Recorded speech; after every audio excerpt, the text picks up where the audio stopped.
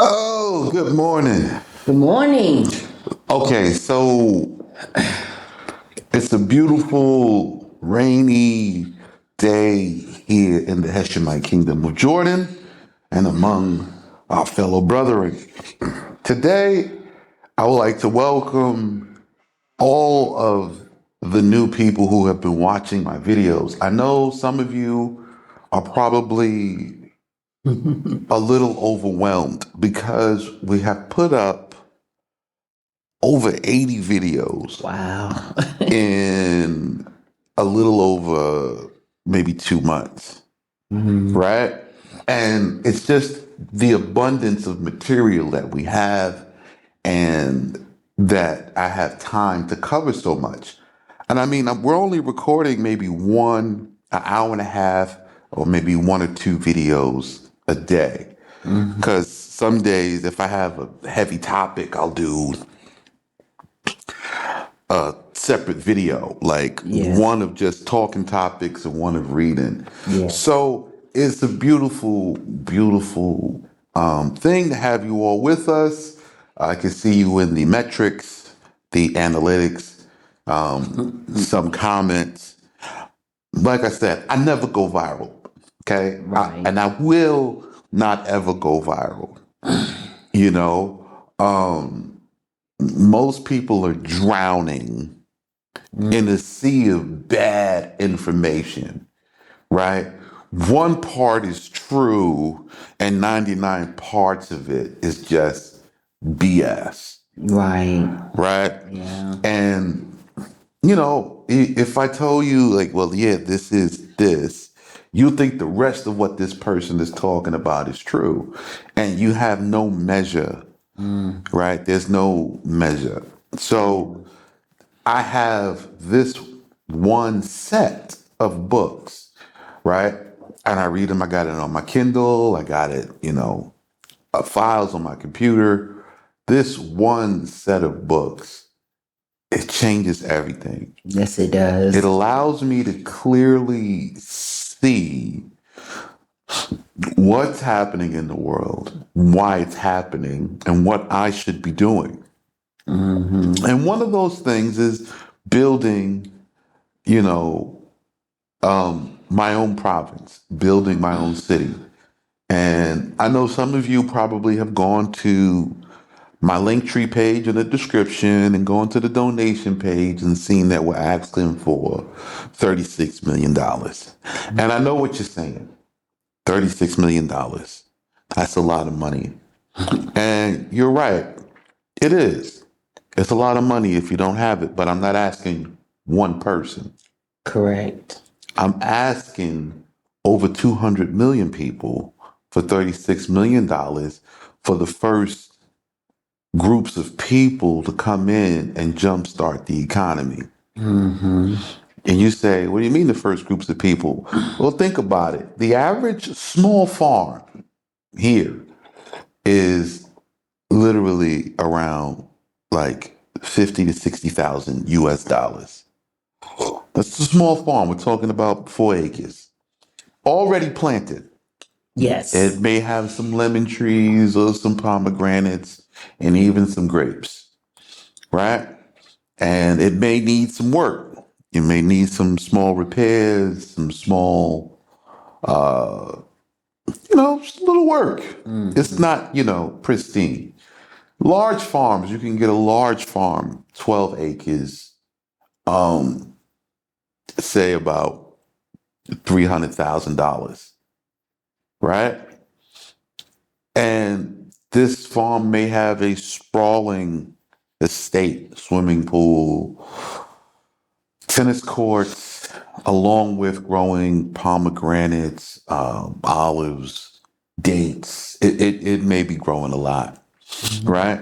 But there are some things we have to build, right? So if we have to build residential buildings, Hmm. so there's a residential building. There is also what we're talking about, the supermarket, right? Yes. We're not just buying farms, we're buying the supermarket and building the supermarket so that our products, right, go straight from our farm straight to our supermarket. We're not pitching and selling it all over the city. We're going to put it in our supermarket first, direct the market. This way we can maximize our profit potentials from our own products. And if anybody else wants to buy them from us, they are welcome. Yes. But we're not going around begging you to buy our products in your stores. We have a supermarket. Yes. And our stores will be stocked with it, and it will be upsold, and it will be produced and marketed as the best for ourselves and our people. Right. Right? This is important. In jumpstarting an economy, you have to give yourself the advantage. You have to go from a raw material direct to market for yourself. So we're talking about having our own supermarket, as well as smaller shops, right? So we have to be able to provide our community members with their own smaller shops. Right? I know people who make clothes. There's a whole clothing design and factory that has to be made. There's a textile factory that has to be made. None of that is going to get done on the 36 million. So the 36 million is to get the initial farms, the supermarkets. And when I say farms, it's plural. So if we get the $36 million, I'm getting the farm for 50,000 and the $300,000 farm. Right. Right? I'm gonna grab as many farms as I can, Right. right? While they are taking the land and building the supermarket, which is going to have another housing facility because the supermarket will be in the city, within the city limits. Why would you put the market within the city limits? Because Right. Traffic. I Foot need foot traffic. This is a business. It has to generate money because the people who are coming will lose their income. So when you get here, right, you can come here and have $100,000. Now you are just on a clock until that $100,000 runs out. That's right. Now I've seen, oh my God, hundreds of people come out and just burn through their money over a long time trying to wait for some sort of mystical salvation. And I laugh because it's not what's written in the manuscript, No, it's right? not. And then even when I try to show them, like inside of their little books, hey man, why don't you go to Jeremiah chapter 50?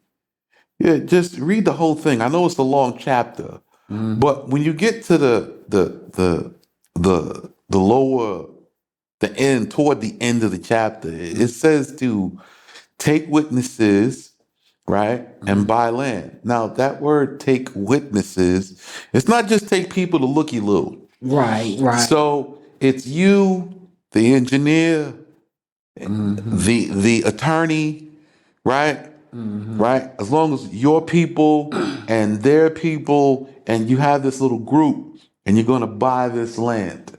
You see what I'm saying? So we're looking at buying raw land, and buying raw land, you're talking about another, 30,000, right? Just for raw land undeveloped. It may be 20 or 30,000, depending on where it is.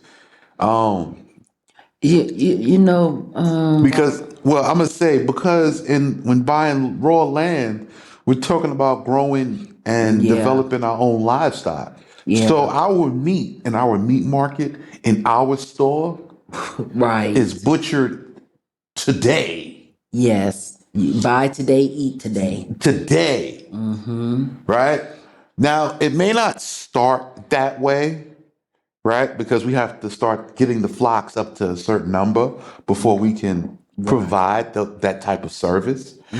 But it ain't going to take long because if I need to buy 30, 40, 50, it'll take about 6 months before they start breeding. And then after that, we can just start. Yeah. Like literally start fresh to market. right? And supplement with other stores or other meat supplies here locally. It's the supplemental. So we have the fresh today. Why? Because the people who live with us will be eating from our own resources, the best food we produce and we provide, you know? Yeah. And then there's other farms we got to get vegetables, you know? Like, so we're buying land, we're developing land. This is a full investment into us in the Heshemite kingdom of Jordan.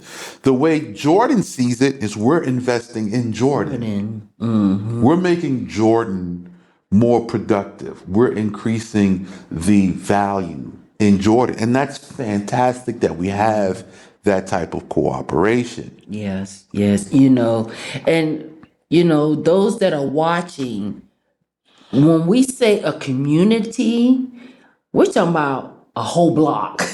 We're talking about By the a neighborhood. city, by a The- neighborhood, not the no little province. small commune. No, No. literally The whole block. the whole neighborhood. Yeah, So, like, we're not buying just like the block, like the whole neighborhood. Like, this whole region is ours, right? right. There'll be some sprinkling, Yes, right?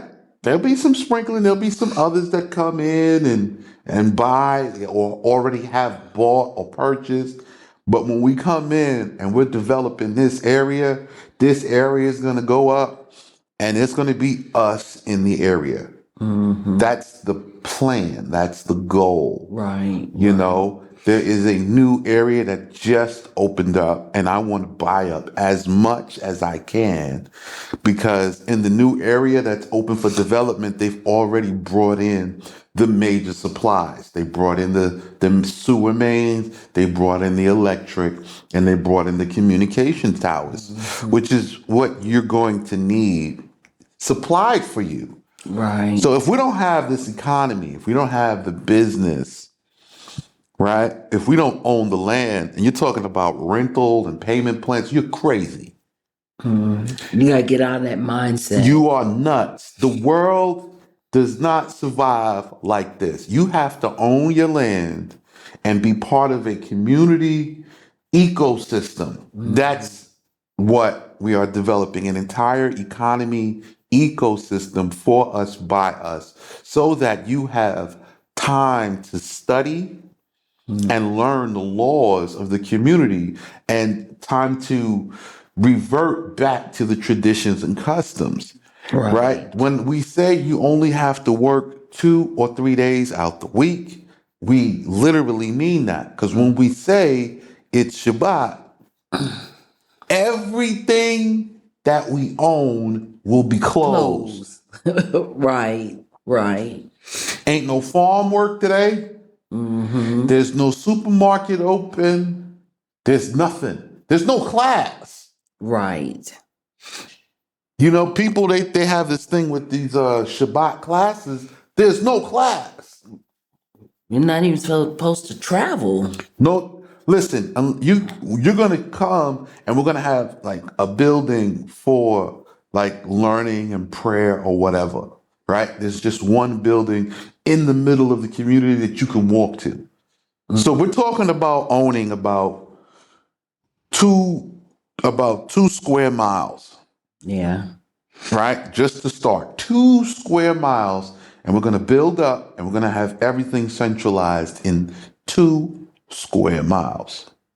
Okay, that's what we're looking at: 2 miles square of buying, owning, and developing, right? And it could be more. It could be four.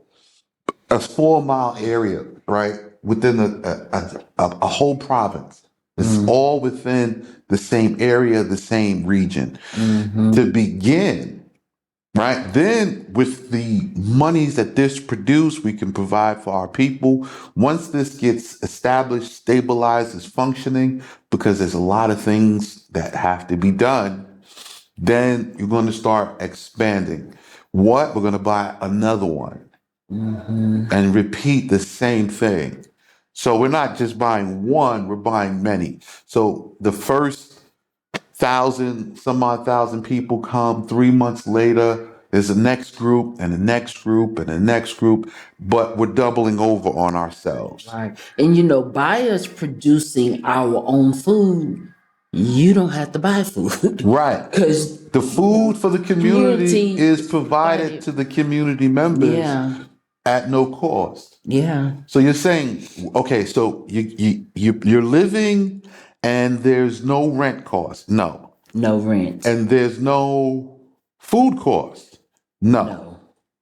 Okay?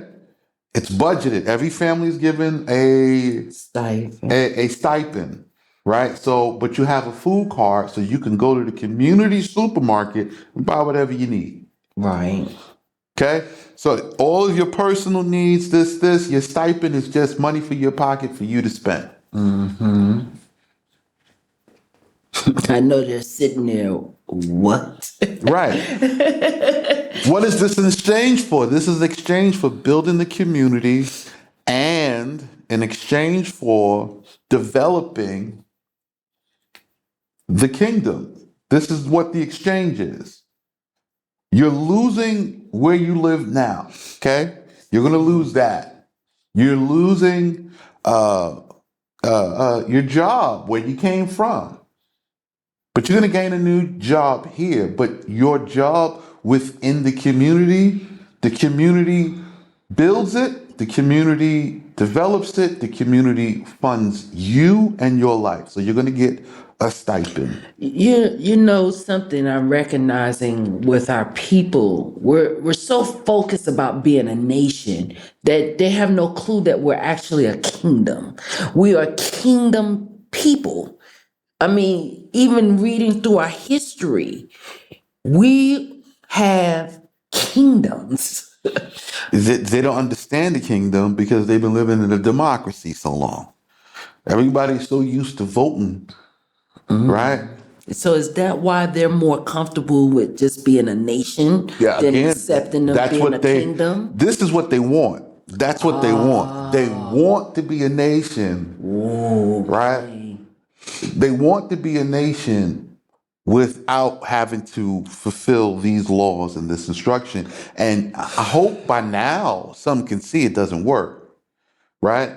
If you have taken this law and mingled it with Christianity, and we're going to get into Christianity in depth today. I'm going to show you the root of it. Because before it was called the bone of Jaddua, it was the worship of the bone of Jaddua. And we're going to get into that today. And this may be 2 parts because it's a few chapters, right? And we're going to get into the origin of Christianity because it was created by Laban. Yes, it comes from this region, but no, it doesn't come from Abraham. Mm-mm. You say, what? Yeah, it comes from this region, but it doesn't come from Abraham. Right. So Laban taught this in Egypt. So that's why it's found in Egypt, because Laban was one of the founders. He is the founder of this religious practice. He taught polytheism at the root. He taught Nimrod. So in Babel, he's teaching polytheism. Yeah. So this is the whole teaching. He was considered the top religious scholars of his day. And some that are watching like, well, I don't practice Christianity. I'm an Israelite. Well, if you're believing in something dead coming back to save you, you are still practicing. That's necromancy. You're praying and believing that someone who lived previously and has died can do something for you on this side of life. That is worship and the prayer of the dead. So we call that worshiping the bone of Jaddua. Now you could call it, they call it Yeshua, but it was Jaddua before. Ooh, the deception is real. Because you know what? I once believed in that stuff. So that's why I sit here. I thank y'all for bringing me to this understanding And it's been a journey. I thought I knew some stuff, but being a part of House of Instruction and having this law in my hands and really reading it and studying and incorporating the customs, the traditions, the culture. I'm gonna tell you something. If you think you know something, you don't. It's not until you get this law, learn and understand the customs and traditions where you get able to have a full picture of our worship. Our worship, when the scripture said return, when the manuscript says return to your worship, that's return to your lifestyle. Not no, oh, wait. No, that's not worship. It's the way you're living. That's the worship we need to return back to. We need to stop just beginning and ending the road with Jacob. No, it goes back to Abraham. It goes back to Noah. It goes back to Shem. It goes back to So, Canuck. It's so deeper. again, these are words that I don't use. So I don't use any type of religious terminology. So I don't ever use like No, you worship. don't. You don't. No, this you have to return to the Abrahamic lifestyle. Lifestyle. Don't Yes. nobody want to live like they lived back in them days? Yes, you do. You It's want to either live. listen, either you want natural and organic food or you want this genetically modified food. There's no middle ground. Right. Either you want to be in the kingdom or you live in a kingdom where they give you democracy and you still have no choice. In America, they have what's called deep state. What these are the sovereign rulers, the government that never changes. And then you have your congressmen and your senators and your presidents and all these elected officials. But the elected officials must follow the agenda of the deep state. It's still a government. There is a pharaoh in America. There is a king in America. The same way there's a king in England, Yeah. and they have a prime minister and all this other stuff. Everybody has the same thing, right? When you look at Blinken, this guy Blinken Yeah. from the White House, Yeah. right? Yeah. Oh This my guy's just a goodness. foreign minister. Yeah. They call him secretary, but there's no he's not a secretary. He's not sitting behind a desk making appointments. This dude is going around serving up political agendas. He's the foreign minister for the United States. He's doing the same thing every other foreign minister does. So you have to understand when we talk about ministry, you're talking about governing. It's Governing. an Yes. administration. Yes. This is not religion. If That's you right. believe at all of what I'm telling you, that this has anything to do with the religious beliefs of any sort, you are smoking crack. Just go on and get you a pipe and do it straight up. Pipe dreams. Go home, pipe, get because it's I have gone and looked at the world literally and Yes. come down to and seen concrete facts, evidence. I've looked for the peoples, the tribes, and I've found them. It's just not what anybody wanted it to be. That's it. So, with that being said, we're going to come back and we're going to pick up with the chapter. Yes. Oh, wonder. All right. Innocent. So now we're going to go to the story of Balak and Balaam. Now, you're going to hear the whole thing. We're going to go through it. So I'm going to take time out today because it says in our returning that this is the most important thing. Where does it say that, Rabbi Sheikh? Where did you come up with this? It says that in Micah chapter 6. 6. Yes. When you return, remember this. Yes. Okay. So now, if you saw the last episode, you saw that they were saying, listen, we're not going to take wives and we're not going to steal, the engaged or the betrothed women. And we're not going to, take your virgins. Not gonna be passport, We're bro. not going to be passport bros. Mhm. Okay. So we'll just stay within our own. Yes. Of the people that come with us and come out to us, we'll take from them. We're not going to intrude upon the outside population. Mm. I'm telling you right now, it's the same. This is also another reason why we're buying a region and a community and putting it in a certain area so that it's to us. Mm-hmm. Right? Same thing Joseph Yes. did. Yes. Okay, so we're going to take a look at this and we're going to get right into it. So this is we're in the book of Numbers, or Ben Midbar, which is in the desert.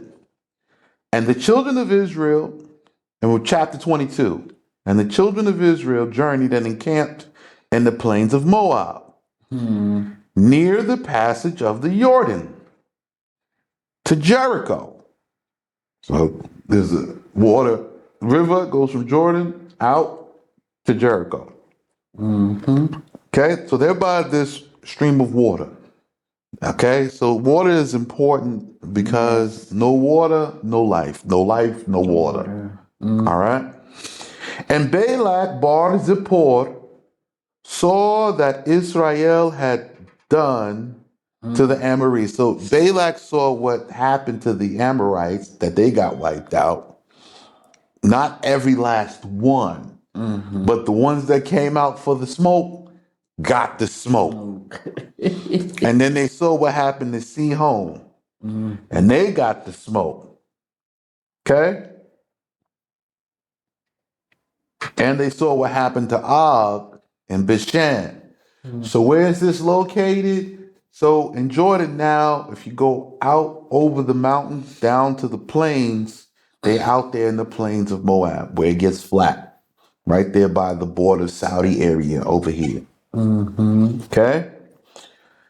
And the Moabites feared before the people greatly because they were many, and they were distressed in their life before the sons of Israel. So the people were afraid and concerned because these people came out of Egypt and they lived in the desert, Mm-hmm.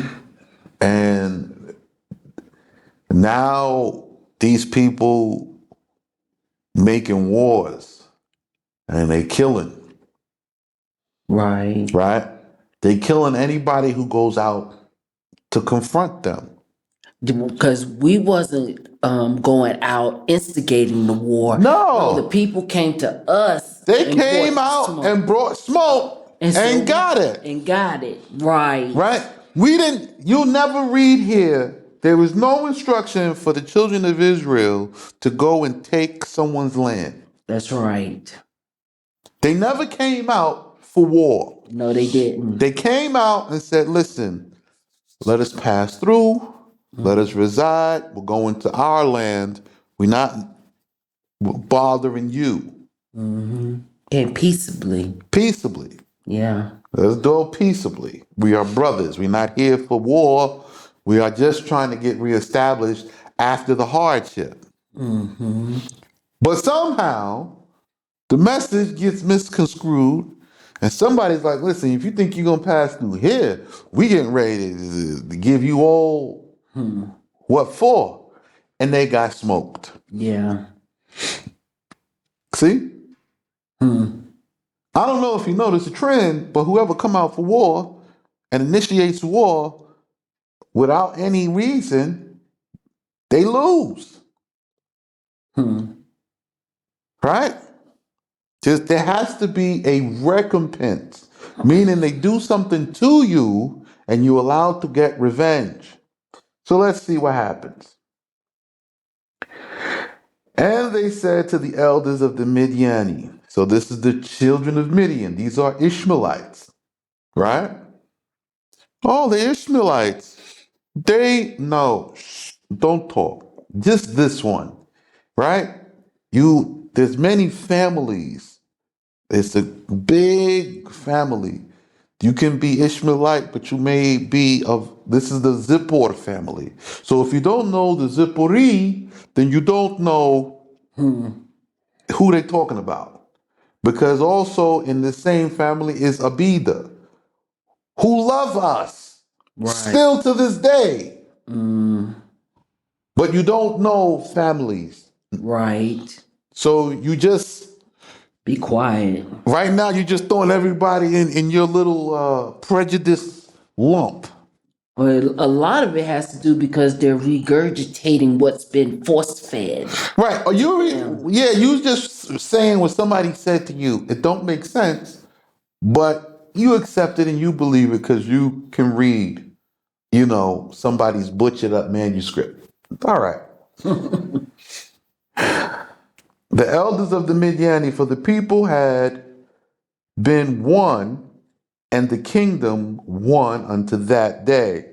So the Moabi and the Midiani and these other people, they were one kingdom at one time. Okay? Now will this congregation consume all that is about them, as the ox eateth up the grass of the field?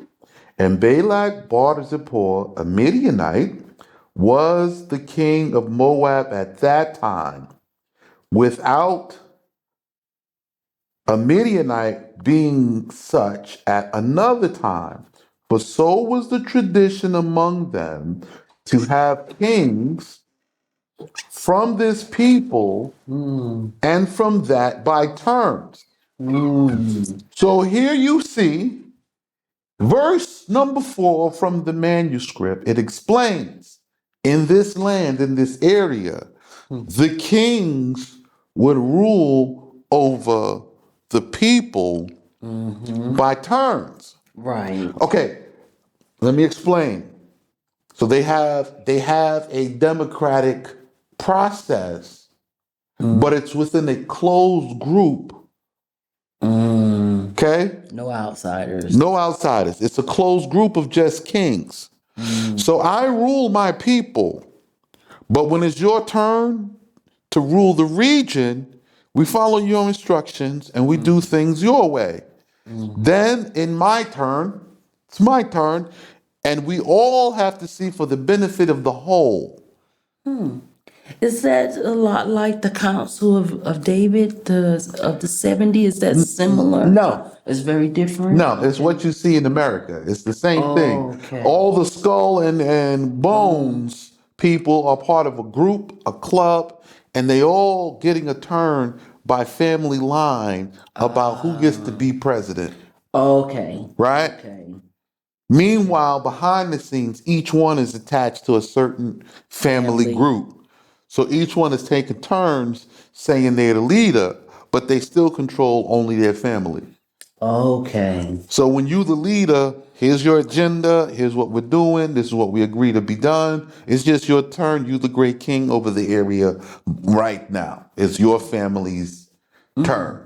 Wow. Right? So it doesn't negate anyone's other kingship, but they are in agreement to work together for the whole. So if we have to fight, every king gives their army. You're going to fight with all of us.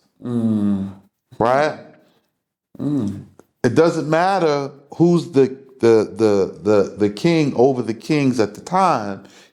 We agree to this because we're working together to have control over the region.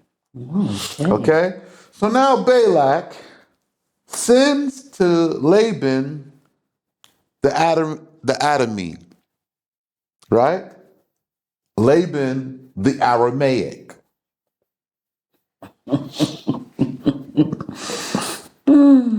And who was Balaam? Biliam. So Balak and Bilam. Okay? So called because he it was who sought Biliva. You know, the watch. Bulliver. You don't know. All right, so this Boulevard is also part of this idolatry. There was an idol called Boulevard. Okay? This Boulevard idolatry goes all the way back to just Nimrod and Babel. Okay? So named also the watch company after the idol Boulevard. Like Baal is Baal Siaga, right? It's Baal is king. You know, it's the same thing. So he sought Boulevard to swallow up Amma, the people of the house of Israel. Emma.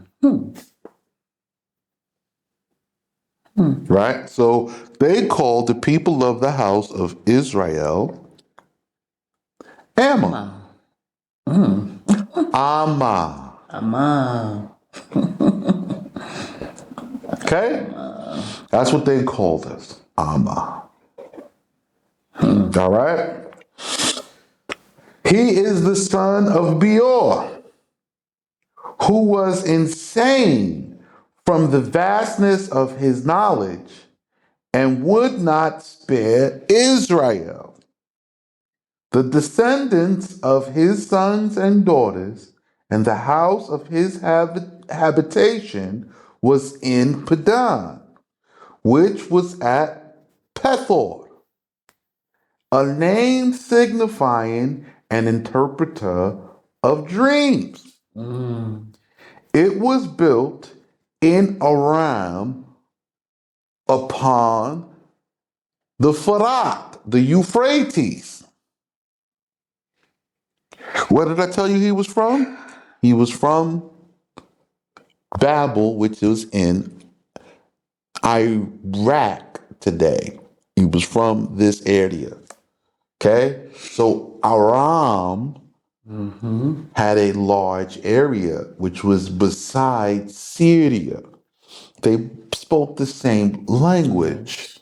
That language was Adami. This was the language of Shem.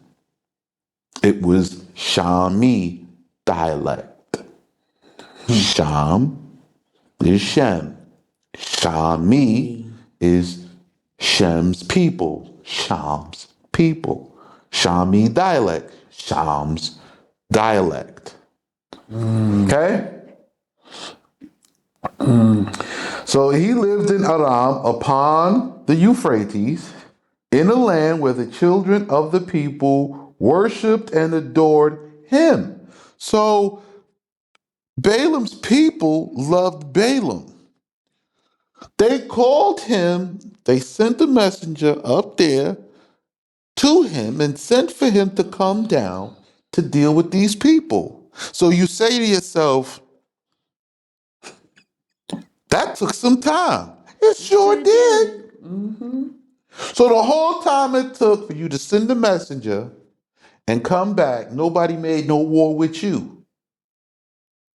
The children of Israel had not come for you. They follow in a cloud. They follow in fire. You don't know where they're going, but they're not coming for you. So you send for this guy because you want to come for them before they come for you because you're scared, because they are lined up in military formations and it's millions of them. They just been out here making babies and wandering around, and you done heard how they done whooped 3 major rulers in the area. It's like today, where our people is in captivity, they're afraid of them. Well, I'm just saying, It's the same thing. this is the situation. But these people were afraid of these people the same way you're not liked in any country where you are, and they're afraid of you. Yes. And you're trying to figure out, what have we done? The problem is everybody knows the story about If you ever get your act together, it's a wrap. You take the top athletes, that they would become top warriors.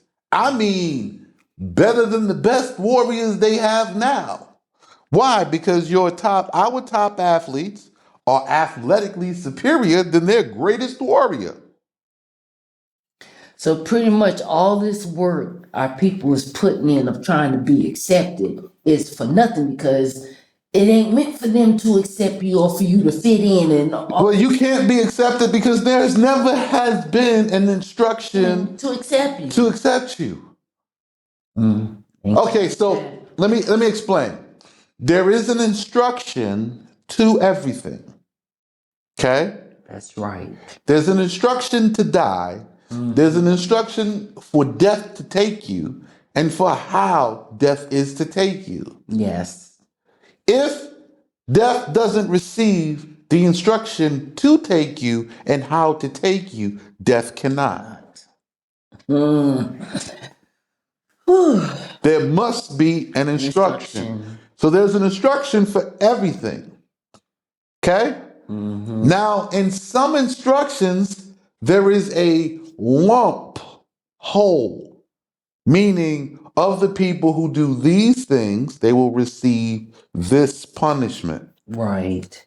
Unless, and then there may be some escape clauses for a few to escape out. But there's no guarantee that if you participate in a thing that you will be granted a way of escape.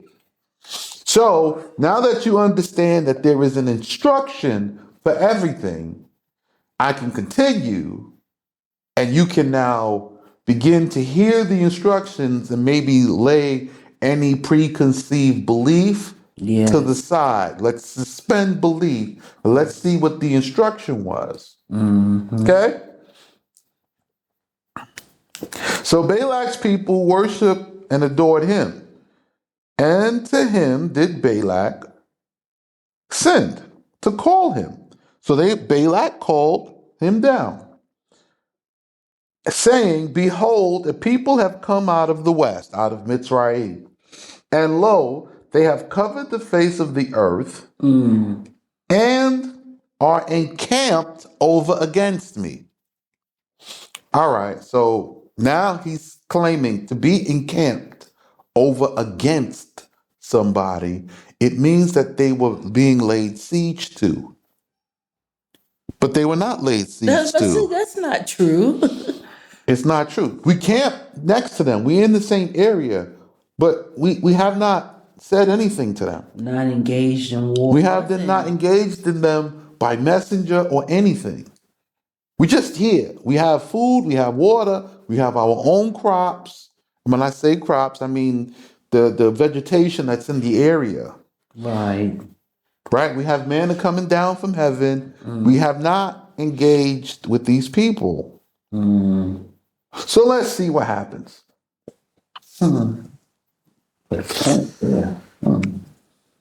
He says, and lo, they cover the face of the earth. That means they're many, as far as the eye could see. It's only 12 miles, but it's a lot. And are encamped over against me. But now I entreat, come and curse these people for me, for they are stronger than I.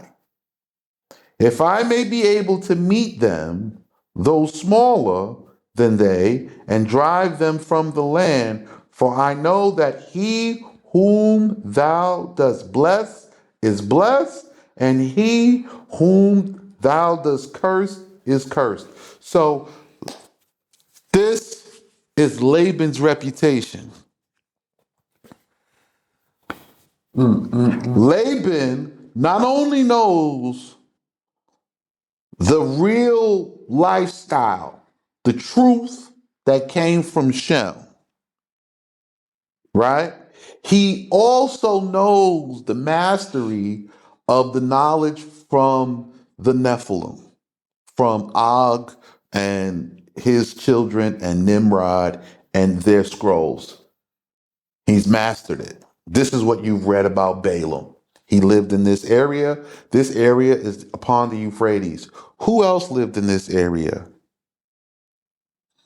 Tita lived in this area. He was the idol maker. Do you know who Tita is? Abraham's father. Right? Torah. It's Tita. Theater.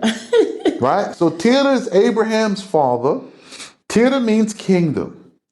Right? And from Tita, you have Abram, you have Nahor, and Haran. Aram. So here you go. All of this, Tita, from Tita. So Tita is the idol maker. And then you got Balaam, and he's mastered all the magic and the mystical arts to go with these idols. All of the spells, all of the divination, all of the incantations, all of it. Tira got it. I mean, Balaam's got it. He knows it. He knows it. All right? So Balaam know how to manifest. He know how to bless. He knows how to curse. He knows, and he knows who's he's dealing with because he's confronted even Abraham. This is the man who tried to poison Abraham and failed. Yeah, who he thought was Abraham. This is the man who fought. This man was the magician who fought Moses in Pharaoh's house. So when people are telling the story, they seem to think that the world is this, and in times past was this simple and separated thing. The world has never been separated. People have always been kind of mixed and grouped together because it was small. Now that it's big, it's time to be separated. Every man need their own land, and every people need their own country and kingdom. But it was not so at any time.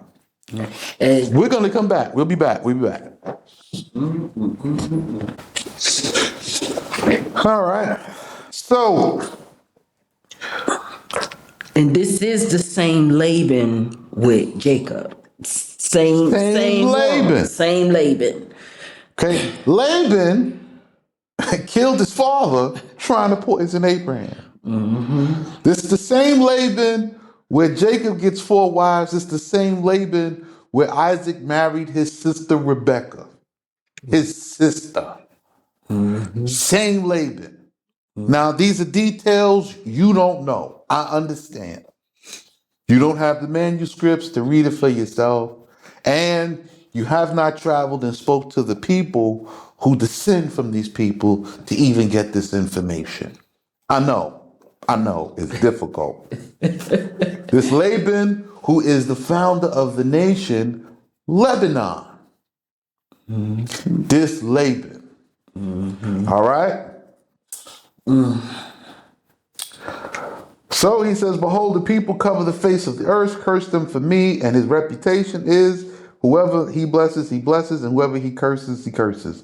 And Balaam rose up early and said to the princes of Moab, go unto your country, for it is not pleasing before Yah to permit me to journey with you. So the first thing Laban says is, listen, concerning these people and their God, it is not a good thing for me to come to you. Now, you don't know what Laban is talking about. You don't know. You skip verse 7. You I didn't skip. Where am I? yeah, and the elders are more. Oh, my bad. I went all the way to verse 12. I got to go back. Wait a minute. And the elders of Moab and Midian went with the prince with the price of divinations sealed up in their hands and came to Bileam and told him the words of Balak. So the elders went to Balaam with money. Listen, here's the money. Curse them, because if they cursed, it doesn't even matter. We can be small, but the information you give us about them, Yeah. we can defeat them. All right. And he said to them, abide here tonight, and I will return you word as Yah shall speak with me. And the princes of Moab stayed with Balaam. So again, Balaam knows the God of Shem. Balaam is of the house of Shem. And yes, Balaam is a master of idolatry and idol worship. How come Balaam is allowed to be a master of idol worship coming from the house of Shem? Because the Most High didn't talk to him. When he talks about somebody being righteous according to his word and his instruction, he's talking to his people from the covenant of Abraham. He's not talking to Balaam.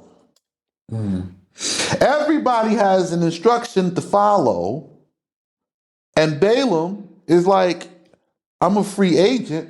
There's nothing to tell me not to learn this, so I can learn this. He is permitted. But he does know. Now, Shem was a priest, but the priesthood skipped from Shem all the way down to Abraham. Balaam and everybody else in the middle, it got passed over. The Most High choice. You can say what you want, the Most High choice. He picked who he picked. It is what it is. And told him the words of Balak. And he said to them, abide here tonight, and I will return you word as Yah shall speak with me. And the princes of Moab, they stayed the night with Balaam at his house. Okay? And the word from before Yah came to Balaam, and he said, what men are these who are now lodging with thee? So the Most High spoke to Balaam, who is from the house of Shem. So the God of Shem is still the God of Balaam and the rest of the house of Shem. This Sham land, it belongs to Sham God. Sham God, Balaam know as Allah Shadi. That's who he's known. So when you see El Shaddai, El Il, that's still Allah. You don't know, you don't know. I'm telling you now so you can know. All right?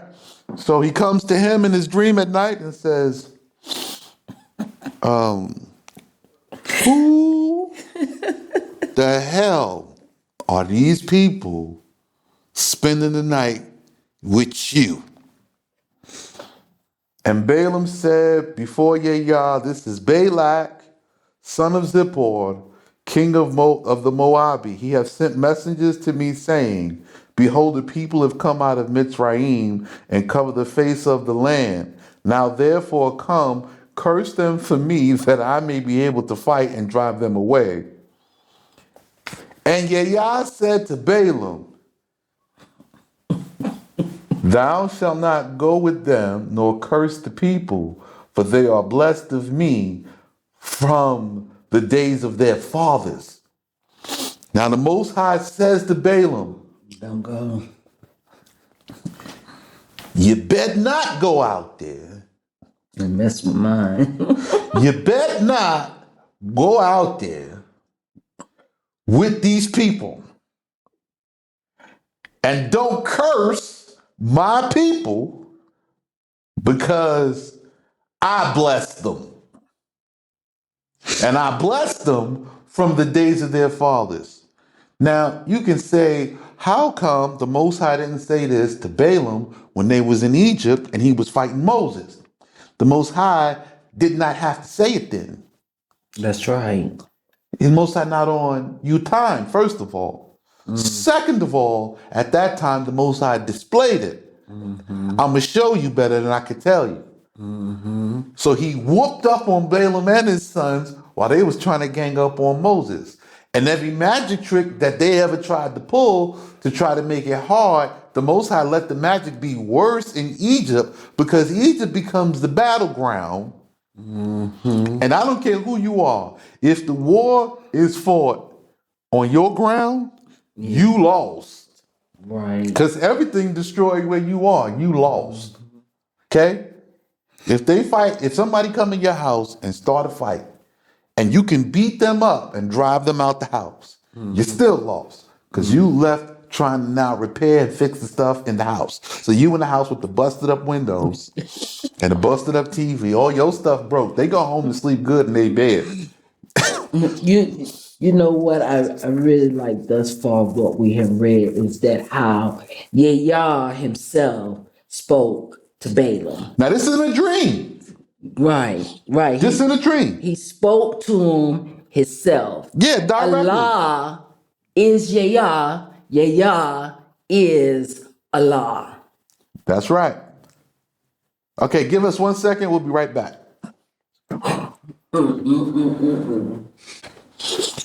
All right, we're back. You know how many people have no Allah and Yah are not the same. Yes, they are the same. We have been given his name, his actual name, but they're the same. In the family, In the family, he's called Allah.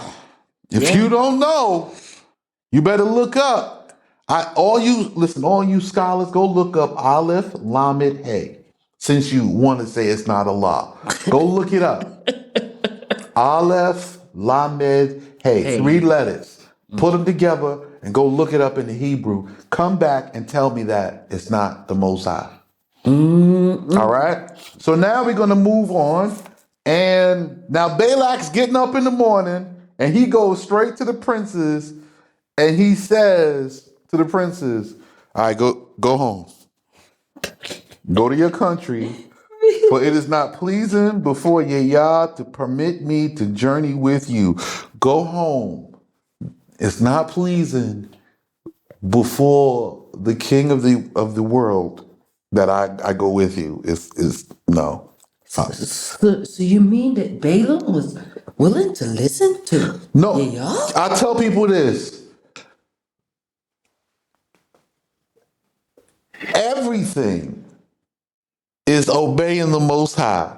Every demon, every foul spirit. That's right. Everything. When people think they are getting rid of foul spirits, they never were getting rid of them. The foul spirit was being summoned. They were calling it to the person to come out. They calling it to the person to come out. It's not anything of like what you think. No spiritual warfare. No. All you're doing is calling them. Oh my goodness. You're calling them to create the magic show.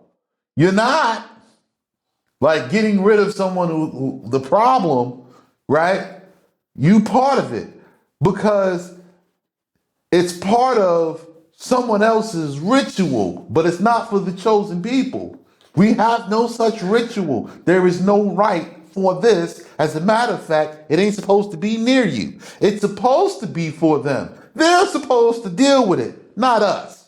So the casting out of demons and all this is all part of sorcery. Yeah, but that's all part of other people's issues. It's not ours. Oh my goodness. See, so Balaam asked the Most High about what he's supposed to be doing. And when he heard from the Most High, he went right down and he did exactly what the Most High said. I told you all at the beginning of this that death can't do nothing without an instruction. So all the demons and all your enemies also can't do nothing without an instruction. Okay? So they said, go home. It's not pleasing before Allah to permit me to journey with you. And the princes of Moab arose and came to Balak. So they went back and said, Balaam has refused to come with us. And Balaam added to sin another set of princes, more noble than the first set. So he was like, all right, I sent up these princes, but these is really, these low level. I need to show him I'm serious. I'm going to send some high level princes. That way he knows that we're not playing games, so that he could understand. More noble than they. And they came to Balaam and said, thus Balak Bar Zippor, let not anything hinder thee from coming to me. For honoring, I will honor thee greatly, and whatever thou biddest me, I will do. Come therefore now and curse this people for me. So now he's no longer seeking whether the people are cursed or blessed. He's saying, no, listen, come. We know whoever you curse is cursed. Just come curse them, and I'm going to honor you. I'm going to pay you, give you whatever you want. Just get rid of these people. Yeah? Let me show you the power of the Most High. And when you really come face to face with him, how it really is. Balaam answered the servants of Balak. So these high level princes, and he was like, you're serving Balak? Let me show you how this works. If Balak would give me out of his treasury a house full of silver and gold, I have no power to transgress the decree of Yahweh, right? Of the word of the memra of Yahweh, my Allah, to fabricate a word, Oh my goodness. Whew. either small or great. And the word there it says a millet. So you know what a millet seed is? Go in there and go get you, if you got quinoa, go get one little quinoa seed, just one, a millet.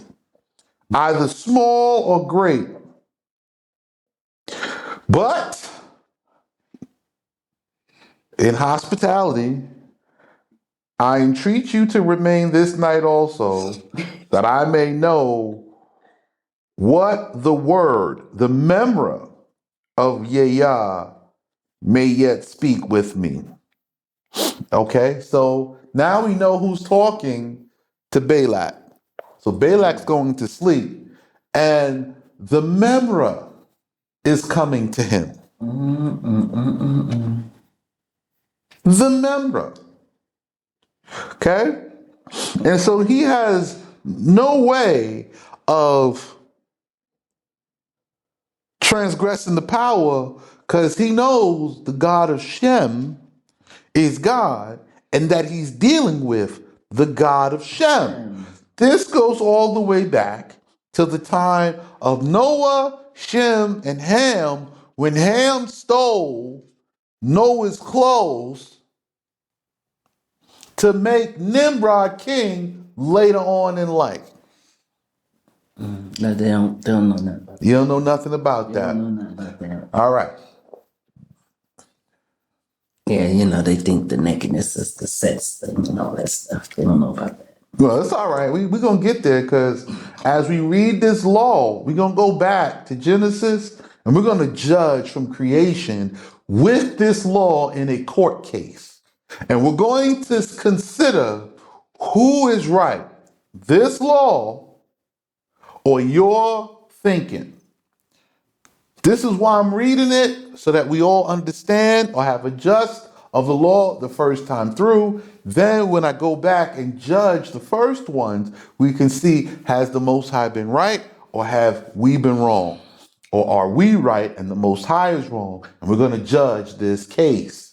So we're going to have a court case and see who's right. We're going to consider our ways and the Most High's ways and see who is correct. And the word Memra came from before Yahweh unto Balaam in the night. He was asleep again and said to him, If these men come to call thee, arise and go with them.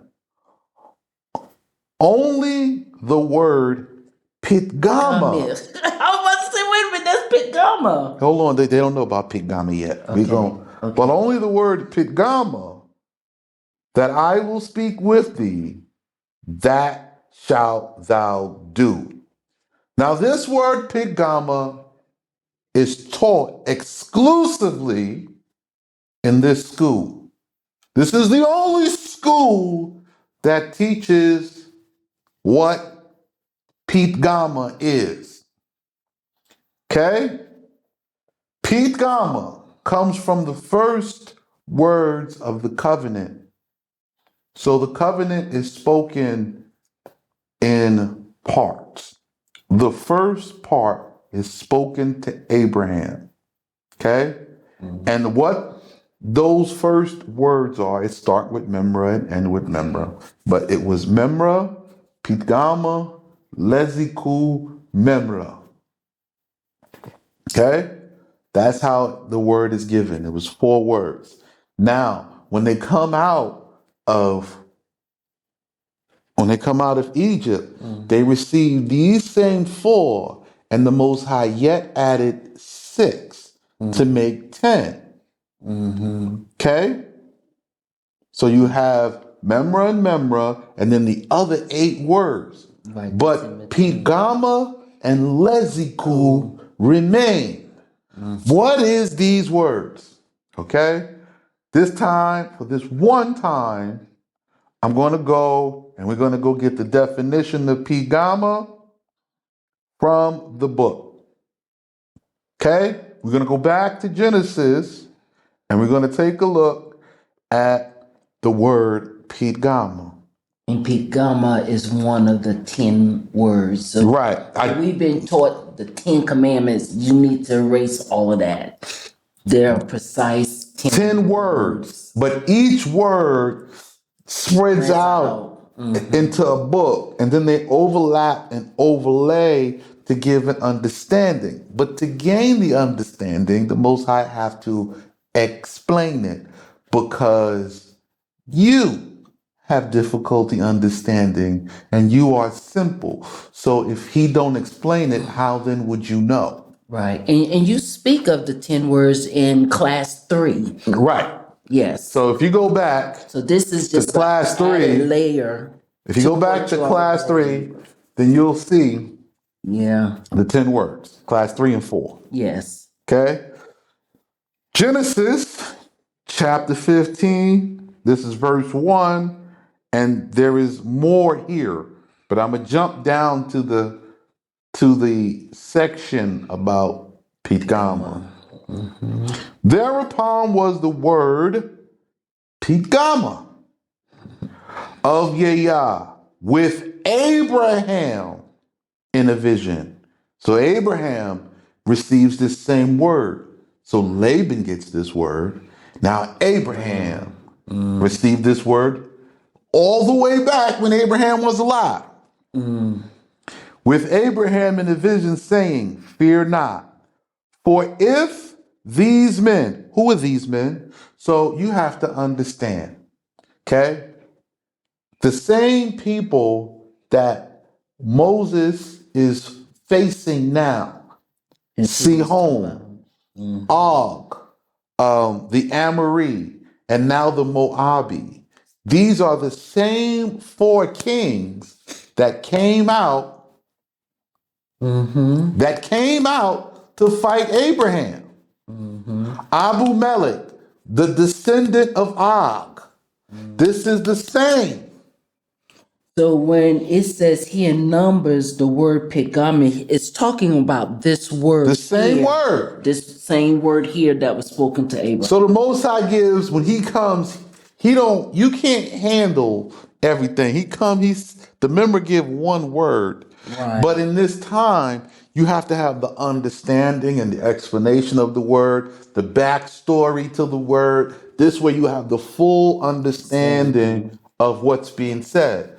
So it says, if these men should gather in legions and come against thee, My word, Memra, will be thy shield. And also, if these fall in this world, so if they fall, if they die by the sword in this world, the reward of thy good works shall be kept and be prepared before me in the world to come, great exceedingly. Wow. Okay? Now that's the word Pithgama. It is the word for it's the word of the promise that it says, if these men, if all these men, if every nation gather against you and come and rise up in legions, and you are doing my word, my instruction, my word will protect you. My instruction will be a shield about you, impervious, without being seen, because everything they're getting ready to do, I know. I'll tell you what to do. You'll be prepared thousands of years in advance, which is how we got here in Jordan in the first place. It's in the instructions. So we're going to come back and continue with this chapter. Yes.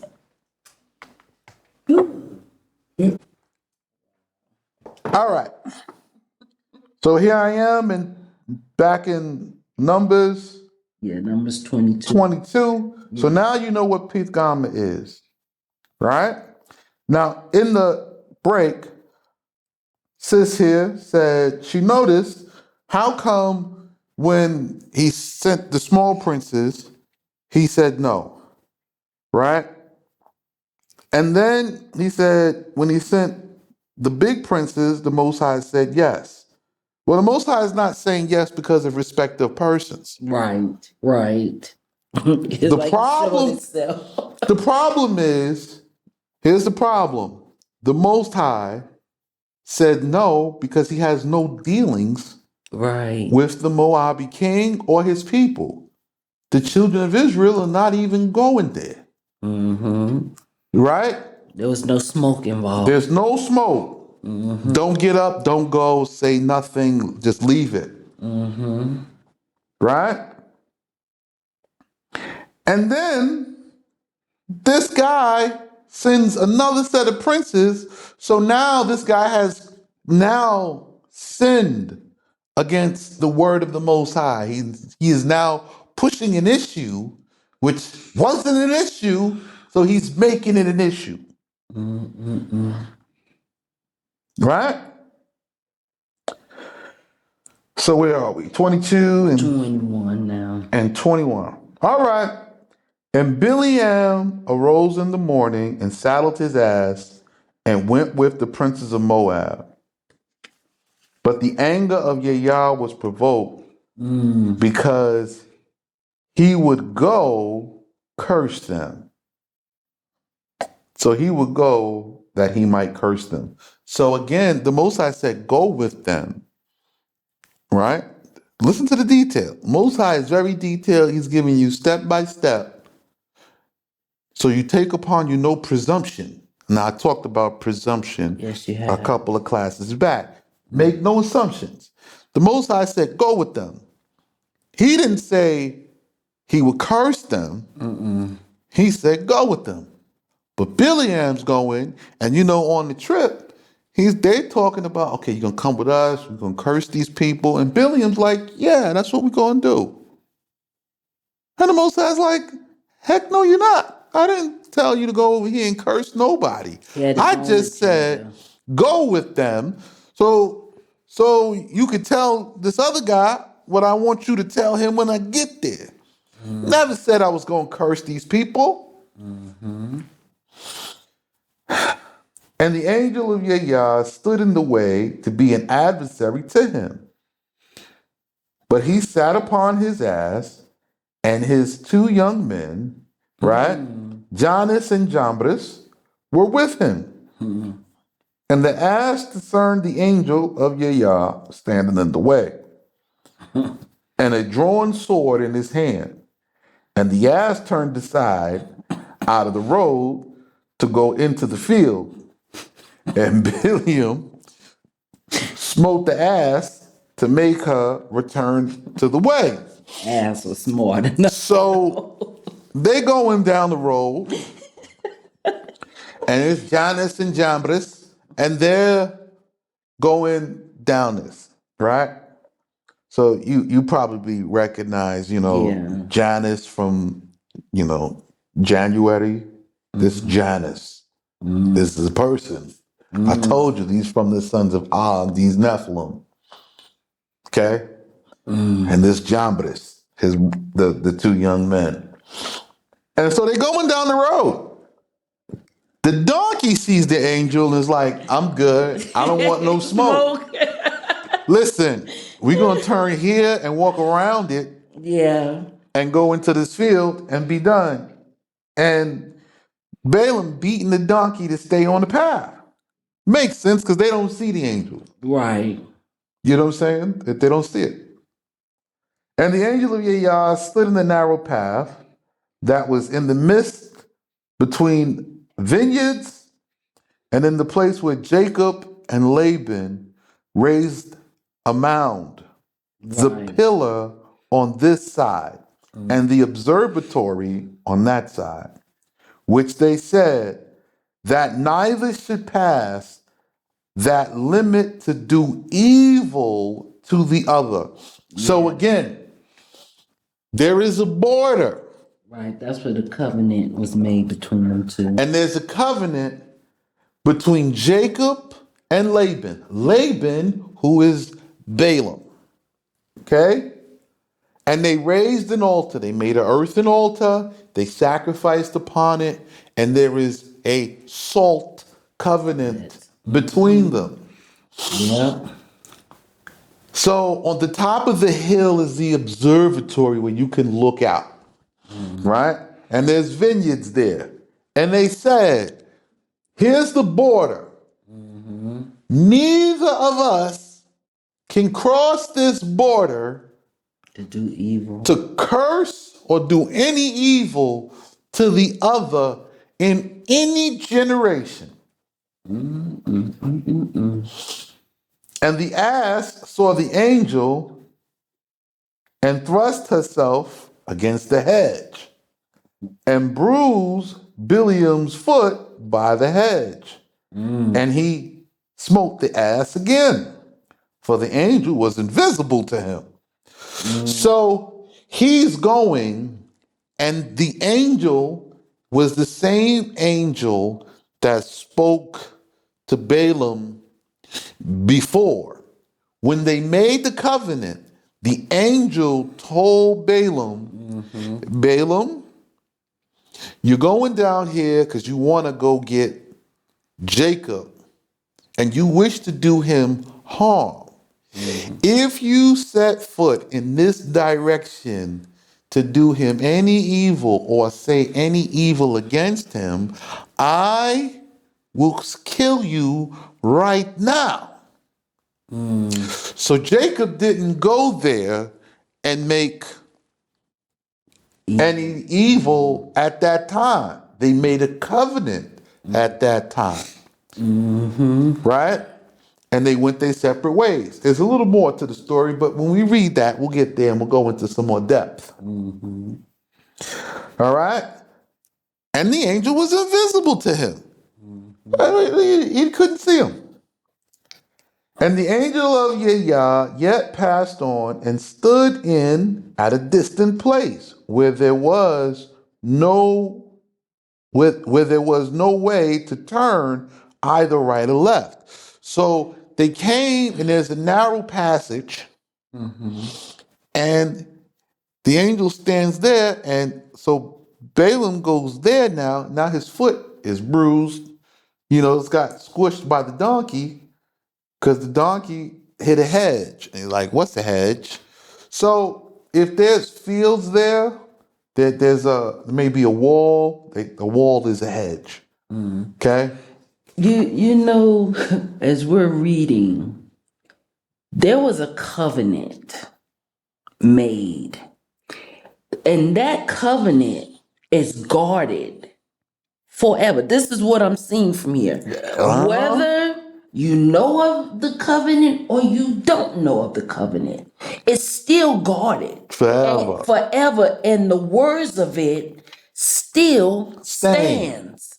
So when we're wondering why certain things happening in our lives, it's because of the covenants Covenant stand. that were. It don't move. It does. It does The not covenant, move. it don't move. And reading this, we see that an angel is assigned to that covenant. Like I said, death cannot take you without an instruction. Death come by instruction. If you devoid the instruction and earn death, death take you by instruction. So you have an instruction to live. And I'm talking strictly to the children of Israel, like myself, like my sister here. Okay? We're talking strictly to you. You have an instruction to live. However, you're not following it at all. And it Okay? makes you wicked. That's what makes you wicked. You're not following your instruction. Everybody else is doing exactly what they're supposed to be doing to you for you to return to your covenant. It is a punishment. So now, if you earn death, you earned it because you weren't keeping the covenant assigned. You were doing what you wished to do. So now we're going to keep going. Okay, we're going on verse 26 now. 26. Yeah, it was invisible to him. And the angel of Yah yet passed on and stood in a distant place where there was no way to turn either to the right or the left. And the ass saw the angel of Yah and fell under Biliam. And Biliam's wrath was strong so that he smote the ass with the staff. So when he says he fell, the ass just sat down. The ass had enough sense. The ass sat down. It was done. All right. I'm good. I tried to go around this angel. This dude hit me. He hit me. I brushed his foot up. I'm trying to tell him like we can't go. And this dude hit me. Listen to the ass. Because he hurt his foot. I keep going. This angel is now, we in this tight area, this alleyway between two walls. There's no way to turn right or left. I can't even turn around. That's it. I'ma sit down. I'ma just go ahead and sit down. My life is done. There's no way. This angel's here to kill us both. He don't even see it. I'm trying to tell him. You better listen to the ass. You know, I think they might see us like asses. No, Better listen. it's okay. I'll be the ass today. 10 things, this is verse 28. 10 things were created. So we're in Numbers chapter 22, verse 28. I know you don't have this, but please check the book. It's over here to the left, and you'll see the facts. Now, this book is not fiction, and neither is this book religious. No. So you won't find it there, all right? 10 things were created after the world had been founded at the coming in of the Sabbath between the suns. So there's 10 things that were created, okay, after the world had been founded and at the coming in of the Sabbath between the suns, okay? The manna, the well, the rod of Moses, the diamond, the rainbow, the cloud of glory, the mouth of the earth, the writings of the tables of the covenant, the demons, and the speaking ass. It was all planned. These are 10 things that the Most High created just before the Shabbat came in. And that's back in Genesis, Bereshit. When we get there, you'll see what this talking about. You'll understand these 10 things they made. And in that hour, the word of Yah opened her mouth and fitted her to speak. And she said to Balaam, so now the Most High unlocks Oh, the mouth. the mouth of the ass and gives the ass, again, everything is done by instruction. Ass, it's your time to shine. Open your mouth and speak. Speak, ass. Speak, ass. The donkey talking. I'll be the talking ass today. It's all right.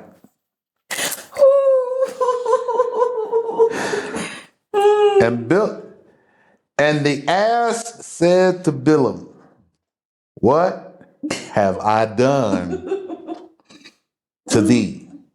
What have I done to you that you have hit me these 3 times? Oh, goodness. Now, Biliam is so deep in magic, this doesn't surprise him for a second. This is what I mean when I tell y'all, yeah, magic is real. Yes, it is. Yes, the magic is real. Yes,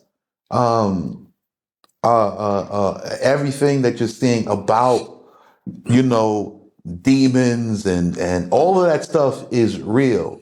It's just not functioning how you believe it's functioning. So Balaam said to the ass, because you have been false to me, if there was now but a sword in my hand, I would kill you. And the ass said to Balaam, woe to you, Balaam, you wanton in mind, when me, an unclean beast, who am to die in this world and not to enter the world to come, thou art not able to curse, how much less canst thou harm the children of Abraham, Isaac, and Jacob? The donkey talking to Balaam. Wait a minute. The donkey made it clear that it doesn't enter the world to come. So nobody dog is in heaven. No, the dog's not in heaven. The donkey know it's unclean. So does the dog. No, he's unclean. I'm a dog. What are you talking about? I do dog things. He made me a dog. I enjoy it. This is for me. I'm doing it. The donkey said the same thing. I am donkey. I am not going into the world to come. I live my life doing donkey things. I am your donkey. Why are you hitting me? I go where you take me. And this guy says, because you was wrong. If I had a sword, I'd kill you. So the donkey goes, you know what? Woe to you, Balaam. Woe. Your day is coming. You who is wanting in mind when me, an unclean being. So you want in your mind against me, right? An unclean beast. And I'm going to die in this world. And I don't even enter the world to come.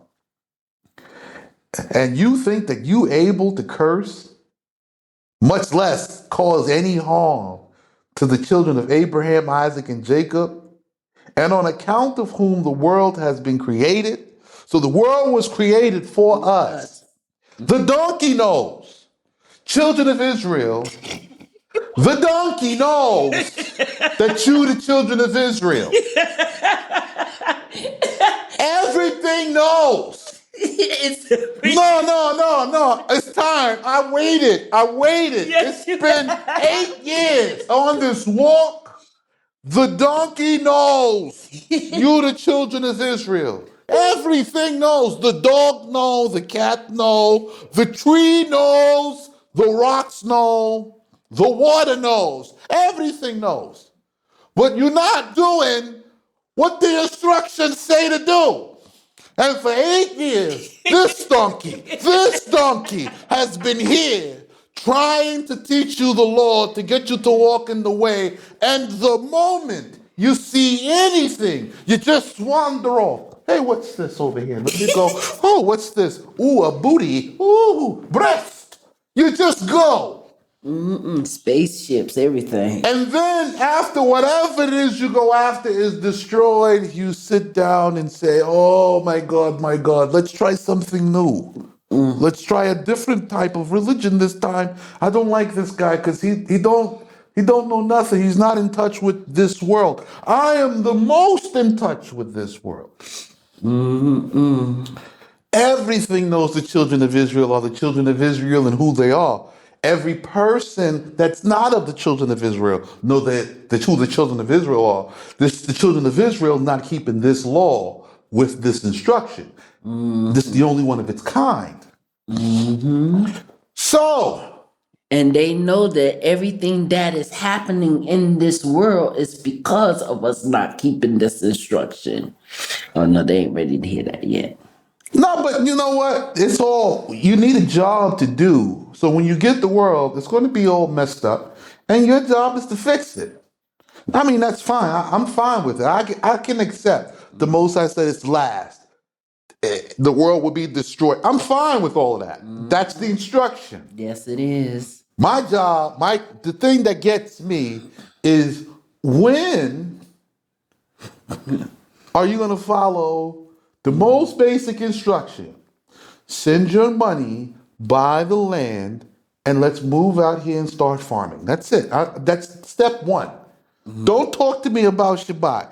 You can't Shabbat when you don't own the land. So you have to own the land, it has to be producing, and you have to have your own markets to sell your own goods so you can close to keep the Shabbat. Because it's not going to be on Saturday. It's not. I promise you it won't. It's not that at all. Okay? So if you want to know when it is, why don't you come out here, help own some stuff communally, not you buy your farm, because your farm is not even going to be here. When you get your father's inheritance, it's going to be somewhere else. This is just the first station for us to get some organization. We're not even going to be able to keep it past the Jubilee. Right. Okay? Now, if you have a problem with that, die with your money in your hands. That is fine. I'll still succeed because I already have the instruction on how to succeed. I even know who's going to bring what I need by name. But I have to open the invitation because this donkey does what the memory says.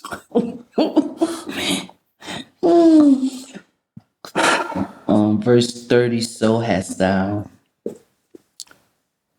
Created, but whom thou art going to curse. So hast thou deceived these people and hast said, this is not my ass, she is alone in my hand. So now the donkey is telling them, yeah, so you lying to these people and you saying I'm not your donkey, like you don't ride me every day.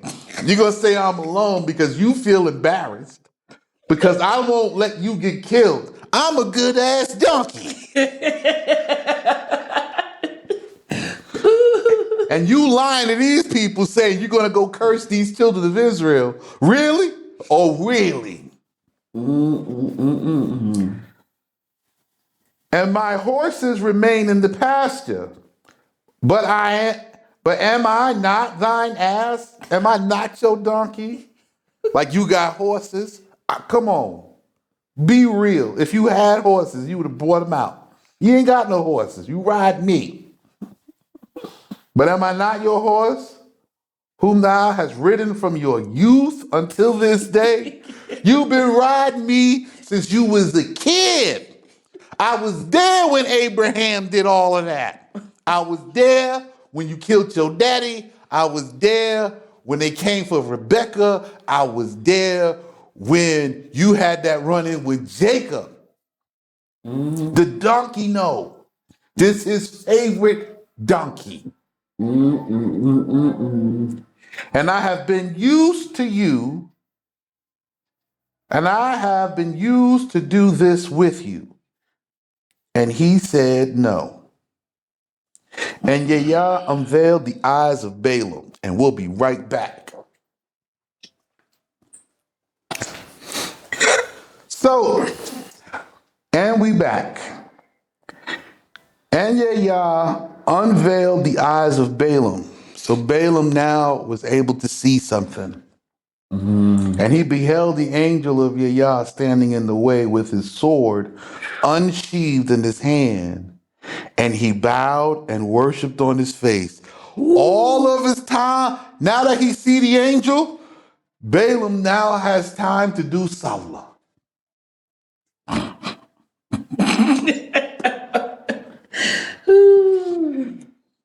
Salah. I know you guys read Psalms and you think it's Selah. No, it's Salah. It's the practice of the bowing. Okay?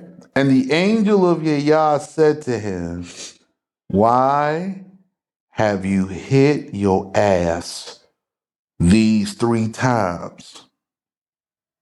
Behold, I have come out to withstand you and the ass,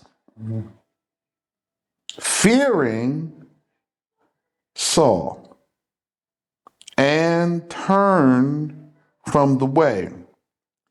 It is known before me that thou seekest to go to curse the people, a thing that is not pleasing to me. Ooh-wee.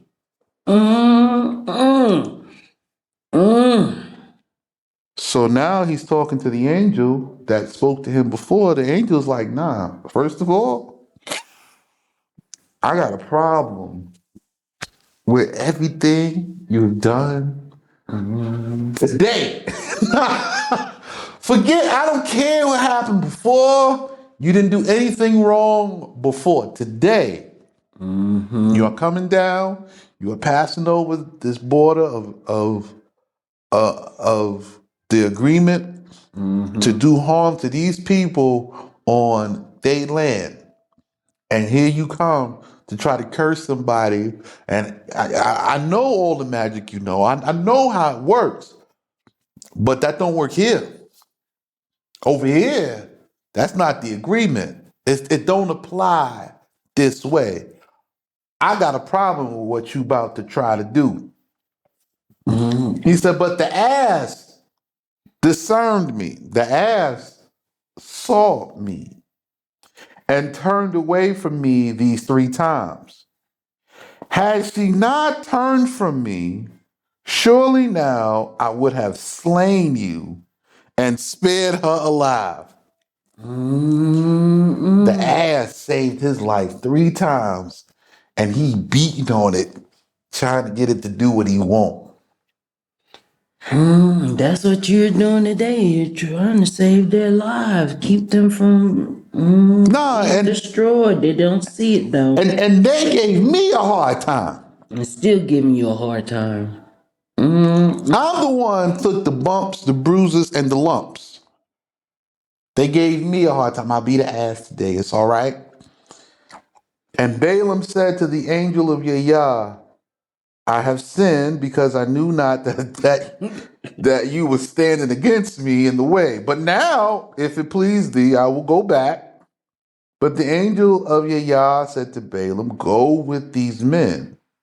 So going, like I said in the beginning, was not the problem. While you were going, you was going, and you had in your mind you're going to just curse them, get your payback, get your payment, and go. And that's not the script. So what is the script in going? Because they paid him to come and curse him. You're going to go. with these men, but the word that I will tell thee, thou shalt speak. And Balaam went to the princes of Balak. So the angel said, listen, you're going to go. The Most High never changed. His word never fails. He said for you to go, you're going. But I'm telling you right now, you're going to say What I what tell I tell you you to to say. say. That's right. Mm-hmm. Any disagreement, and I will take you straight up out of here. Yep. Because when Yah told him to go, he told him to go to say what he wanted him to say, but Balaam had in his own mind what he was going for and what he was going to do. The Most High already told him don't go. Yes, right. Then the Most High told him to go. Go. Right. Most High didn't tell you go curse Curse them. nobody. That's right. He said just go. Go. Mm-hmm. Yep.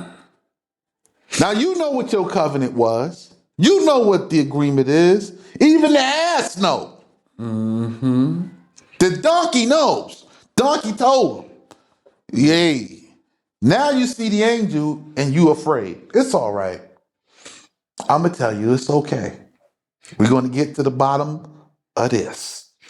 You know, the thing is, here you as the ass is telling the people, you need to come here. But no, they want to go where they want to Go and go there. But you go on and go. Go. I don't want you here. I'm going to be honest. I bet now they I don't might want listen to the ass. I don't want you rebels here. Ooh, they might I want- listen to the ass now. I want the remnant. Okay? All I need is the nobles and the remnant. That is all. The rest of you, go. What? Who's the nobles? Listen, there's a list of righteous men. A list. They are listed by names. They are not born with these names. They will take these names and they will adopt the characteristics and keep the culture that is being taught to them when they get here. They will maintain order and loyalty. That's who I'm looking for. The rest of you can go. You can go. That's why I say this is going to be a very long, Yes. it's a very long Exodus. This is going to be the longest Exodus you've ever seen. Why the Exodus is going to be so long? Well, because you're going to get filtered out before you even get to the land. If you manage to get here into one of these farms that we're building, into one of these residences, you need to count yourself blessed. But this is not even the final stop. This is a filter station. You have yet to go into the next part of the land where we actually build on our land. So we buy in this land, but this is not the same. This is not Jerusalem. This is a place of preparation. This is a preparation place. We have to still go and build Jerusalem. So now, if you don't like that plan, I'm going to tell you, just go on and wait for the sky to crack. And your spaceships. Smoke crack while you wait. You might as well enjoy all the sin that you want to enjoy because you're not going to obey any of the Most High's instruction, and the punishment is the same. You don't like me when I talk like that. I know they mad. I'm not gonna. It's okay, ass. It's I'm not okay. gonna. It's okay. I'm not gonna keep telling them. They don't understand. All right. I seeing what you seeing. Yes. We'll just bow down right here. Just So Balaam repents for the ass and says, I'll go where you say to go and do what you say to do. So Balak heard that Balaam was coming and came out to meet him at a city of Moab on the border of Arnon. So he came out to a city. Moab is a region. He came out to the nearest city to meet him on the border. which is on the side of the frontier. Now, if you heard about Arnon, you might remember that the children of Israel also encamped on this side. Right. So Balaam passes around them freely. Nobody messes with him. Nobody's looking for him. Right. And Balak said Balak said to Balaam. Now Balaam, if you don't know, I know it's a lot of Bala, right? Balak is the king of Moab, and Balaam is Laban. Did I not send to call thee? Why comest thou not to meet me? So this is a typical Arab question. When you don't come the first time and you come the second time. Okay, wait. I called you the first time. Why you don't come? This is a typical Arab question, okay? Did thou not indeed say that I could not come to do thee honor? So did I not say I was going to come and I was going to honor you? Like, why you don't come when I call you? Typical Arab question. Yes, that is. Okay? And Balaam says to Balak, behold, I have come to thee. Yet now am I able to say anything to thee. But the word that Yah shall ordain from my mouth, that I must speak. So now He's humbled. Balaam says to Balak, okay, I'm here. I'm translating for you. So you can understand. I'm here. But listen, I'm not going to say anything. I'm gonna only say what this guy says, and that's it. All right, I'm gonna just keep it straight 100. You called, I'm here. I just want to say what he want me to say, and I'm gonna go. And Balaam went to Balak, and they came to a city surrounded with walled streets, with walls to the streets, and the great city, the city of Sihon, which is Beroshah, not Beersheba, Beroshah, okay, or Barasha. So they come to this city, which is in Sihon. So they took over Sihon's land. And they chilling now. We here. They not even thinking about this dude. But okay. And Balak slew oxen and sheep and sent to Balaam and the princes and those who were with them. And at that time of the morning, Balak took Balaam and brought him up to the high place of the idol Peor. Saw from thence the camp of Dan. Okay, so now this is important. So first, I want you to take a look that Balak, the king of Moab, he kills cows and sheep and he sends them meat. Now, what's this? He has to deliver hospitality. You call this man down, you have to provide his food, okay, and a place to stay so that he can deal with whatever problems you've brought him down to see.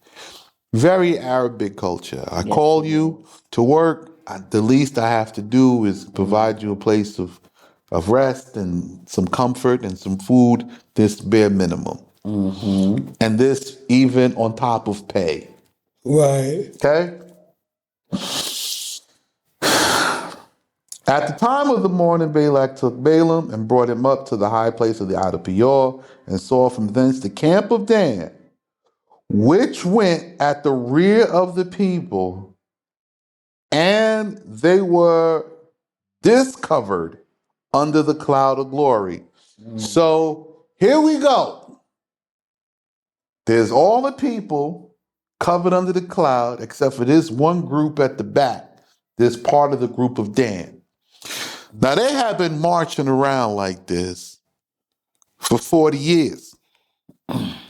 And the cloud don't cover them. It's just hot. Right? Now we're going to figure out why the cloud not covering these people. Let us take a look. And Balaam, as he looked upon them, knew that strange worship was among them. Balaam knows these people who not covet, they not worshiping the God that Moses, Eleazar, Ithamar, Joshua, and Caleb worship. They not following suit. They tagging along. They tagging along.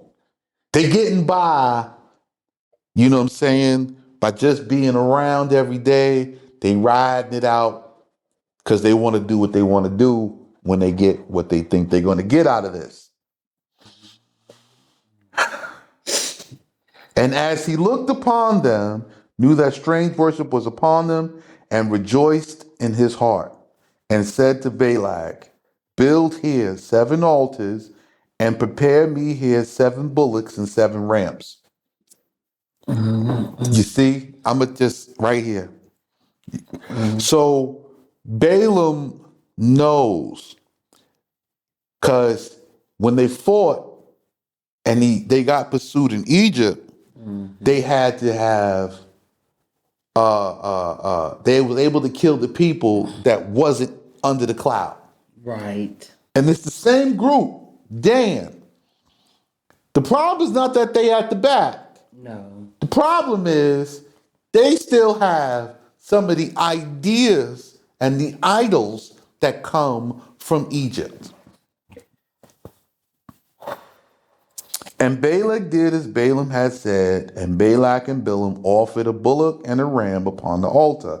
Now Balaam knows, as long as there's an idol among these people, Yeah. you can destroy them, you can push them around, their God turns against them, they're very weak. But there's a problem. And Balaam said to Balak, stand by thy offering, and I will go. If peradventure the word of Yahweh may come to meet me, and the word that shall be discovered to me, that I will declare to thee. And he went, bending as a serpent. What happened? He went bending like a serpent. All right. I'm not going to read too much into that, but that's what Balaam did. So Balak is doing what he's doing, setting up the altar. And if you look, it's the same thing. Balak from the people takes up an offering and gives it to Balaam now to be the high priest and go seek from instruction from the Most High. And Balaam goes, and they're doing the same thing like Moses and Aaron. So they take the offering from the high priest, they're presenting it, they're doing everything, and now Balaam's going to come down with the word from the Most High, following the same procedure concerning these people, the real authentic people of the Most High. Sound familiar? You got an imposter trying to be the people, trying to do it the Most High's way to get the Most High on their side and to get rid of the Most High's elected people because there's idols among us. Sound familiar? I know the ass is talking today.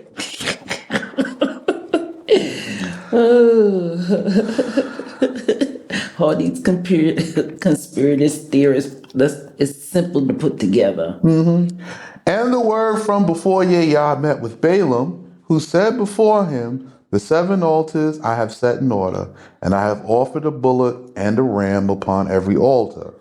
And Yah put a word in Balaam's mouth, and said, return to Balak and speak thus. And he returned to him, and behold, he was standing by his burnt offering, he and all the nobles of Moab. And he took up the parable of his prophecy.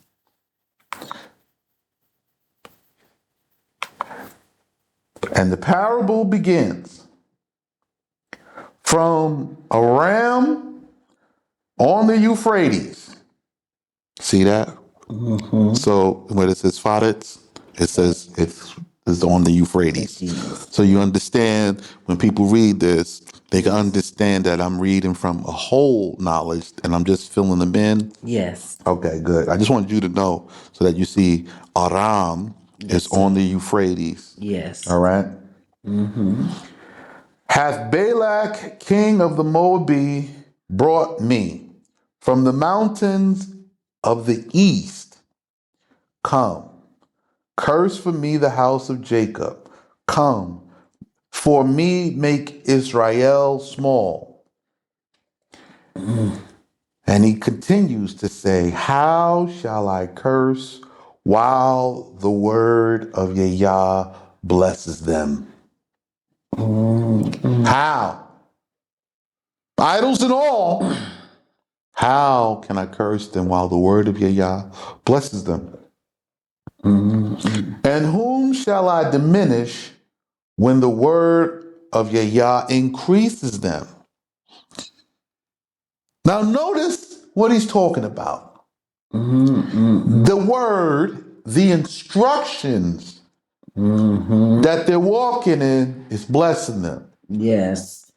And the instruction is increasing them. Yes. Has nothing to do with them per se. It's The what they're instruction, doing. It's they're what actually doing. walking in the instruction. And even though some of them have an idol, they are still covered in the pursuit and the protection, the Pete Gamma of the word. They're exposed, but they're still protected. Here's another point. While they're walking, eventually, these folk is going to end up doing something to get themselves killed. That's what has been happening these 40 plus years in the wilderness anyway. Yeah. So we are looking at what this situation is. And Biliam the wicked, because now we can say that on account of why he's wicked. He's always trying to destroy these people. He is our enemy, right? He's created all the false religions, and they have always consulted his knowledge, his school of thought, for the sole purpose of trying to get us to just be a small and a weak people, like we are today. Okay, so it was his information. We're going to see what that information was here in a minute. For Biliam the wicked, I look on this people who are led on for the sake of their righteous fathers. So it wasn't on account of the people, it was for the sake of the righteous fathers, Yes. who are like the mountains, and their mothers, who are like the hills. Behold, this people alone are to possess the world.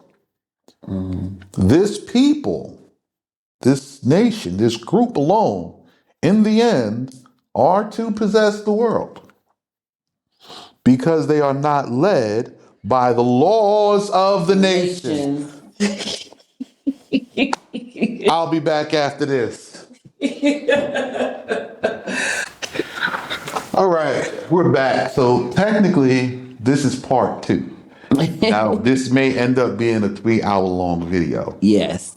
But it is what it is. I got to get this information out because this section is so important that I really want to be sure that I'm doing it just, giving it its just due. All right. So here we are now. We're going to pick up in verse 9. For said Balaam, this is what Balaam said, the wicked. I look upon this people who are led on for the sake of their righteous fathers. So they are led in this way on account of their righteous fathers to become the righteous people. This is a process. Right. They don't have to have it on day one, but they're going to get it. Okay?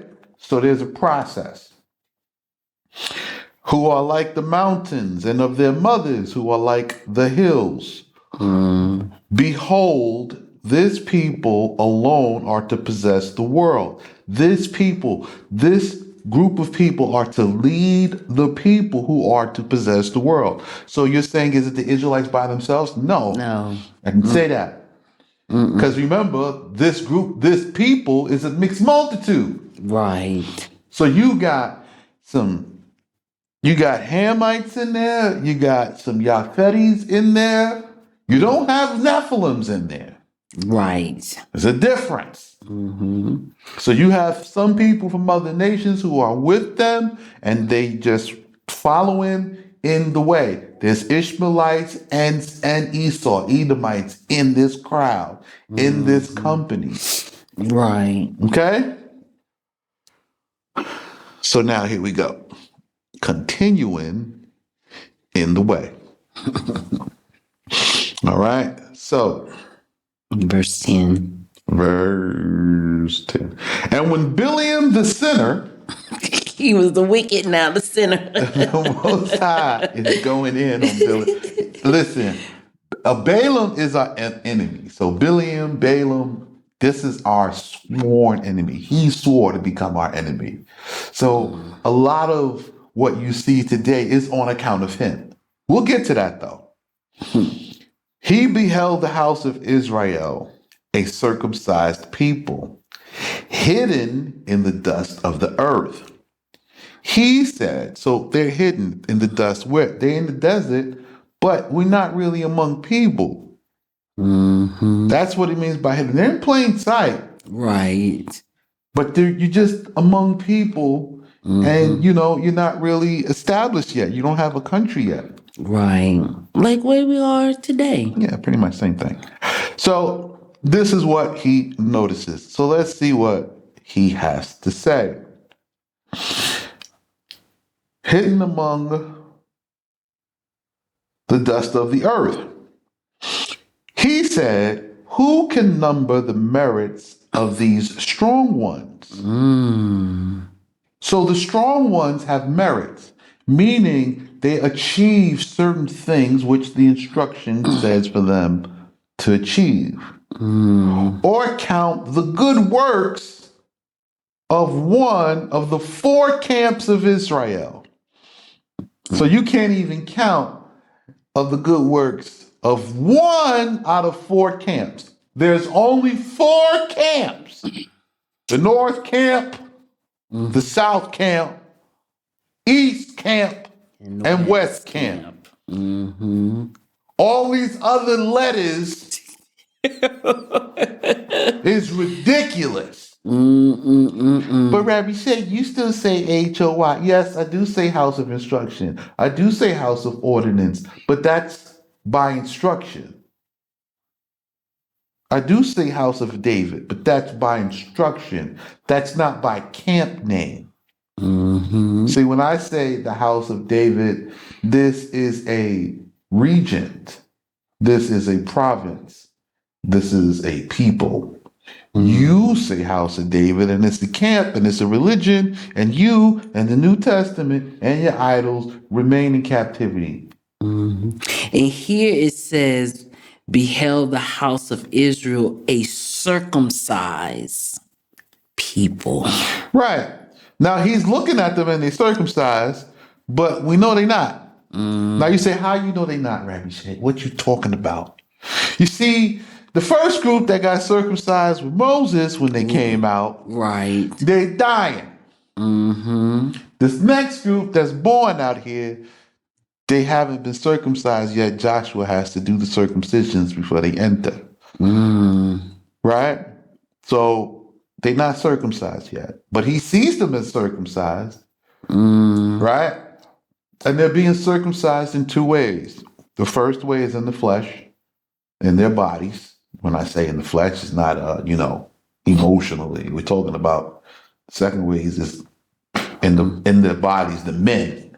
But everyone, men, women, and children have to circumcise their hearts. How do you circumcise your heart? You're supposed to be following this instruction and keeping the culture, taking it to heart, doing it fervently from the heart. Not not like the way you think you're doing it today. This is not it.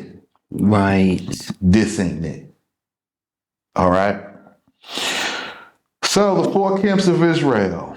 Balaam the wicked said, if the house of Israel kill me with the sword, then it is known to me I shall have no portion in the world to come.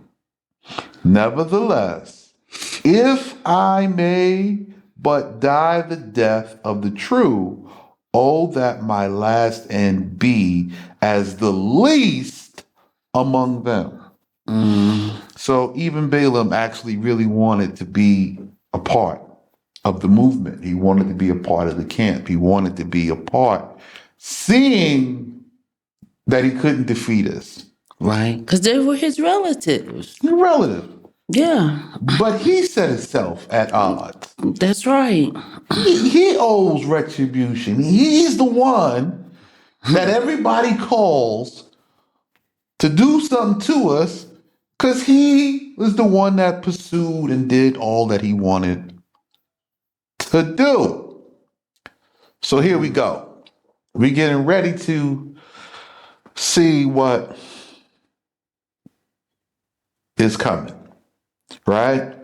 And then looking at this, Balaam is now prophesying about himself. He says, if one of them kills me with the sword, then I have no place in the world to come. So if Balaam dies by sword, then Balaam don't have no place in the world to come. Now, the world to come is not talking about heaven. Let me shoot down your crack pipe dream right now. Now, you notice I don't insult people. I do insult wrong notions and ideas, however. This a crack pipe dream. Let me shoot down your crack. We're not talking about heaven. The world to come is about this changing that's getting ready to happen. What changing are you talking about, Rabbi Sheikh? Well, let me tell you. So right now, the world is changing. And I'm going to tell you the truth. In everything, there is two sides to a coin. So, all you Christians out there, okay, I want you to know what's happening. And you're going to say this is racist, okay? But you ever notice that everybody's praying for a savior? Everyone is praying for a savior. So who is the savior that everybody's praying for? Well, let me break it down so you have an understanding. Okay? The Jewish people are praying for a savior to save them from destruction so that they can take full control of the world in which they have conquered. Right? That's what they're praying for. They're praying for someone to save them from the promised destruction promised them. Okay, so their destruction is promised them, but they're trying to pray for salvation from their own destruction, which is promised. Their success was promised, and so was their destruction. Okay? White people, they're praying for the same thing. They are together. Right? This is why the European nations support the Jewish people. Because they are one and the same. They are praying for salvation from the destruction. Okay? They are praying for you, the children of Israel, the real ones, to never hear this message and to never rise up and to never organize. That's the salvation that they are praying for. The children of Israel, however, are praying for salvation. And they're praying for the salvation of themselves to come together as a nation and have the dominion in which they were promised. But But in order to gain that salvation, they need a leader to rise up to instruct them in the way of righteousness. And they have failed because the leaders listen to the people, and they're not like unto Moses, who listened to the word of the Most High and didn't listen to the people. So you need salvation from the nations which oppress you because your God is angry. So you need someone to save you from the wrath of your God, to bring you into your God's favor. You're trying to save yourself from your ass whooping. Right. That's Okay. what you're trying to do. You're trying to get delivered from the ass whooping you got, or getting, or continue to get. That's what you're praying for. All right. What about the Arabs? Okay. So the Arabs are praying for a savior as well. Their savior is actually from within the tribes of the Israelites. But it's not the same one that the Israelites are looking for. So the Israelites are looking for the son of David to deliver them. However, the Arabs are looking for the son of Joshua From the house of Ephraim. from the house of Ephraim, the house of Joseph. Two different ones. What? If you don't have the manuscripts, it's difficult for you to ever know. You would never put this together. Never in your wildest imaginations is it possible for you to put this together. The two Messiahs, the two anointed ones. The two anointed ones, one from the house of David, the other from the house of Ephraim. Right? The house of David is to be the savior of the sons of Jacob, the actual house of Israel. Right? The house of Israel is supposed to save the normal, regular people of the nations who want to just live in peace and justice. Okay? Peace and justice. Right? And we'll get to the normal, regular people. The Arabs, they're looking for the Mahdi because the Mahdi is the son of Joseph. The Mahdi is from Bani Israel. He's the one who defeats Yush and Majush and everything else. He is the great champion from the house of Israel. Okay? This is what that is. Okay? Then when you get to, when they talk about, well, what about the Daba, which is the great beast at the end? That Daba is the last beast. It is the house of the Israel, the last nation to ever rise up with the rod of Moses, the rod of Moses being the law, because the rod is for correction. So the rod of Moses is the law of Moses, the instruction and the memra of the Most High, and the seal of Solomon, which is the birthright. That's the Daba. Those are the right and left hands of the Daba, the beast. And this beast goes around and marking the believer from the non-believer. This is what the Arab is looking for. The true believer, right? The one with the true faith of Abraham, the true lifestyle of Abraham, the true people that all of us who are submitted to the instruction of God may live in peace. Which brings us to the regular people, the everybody else.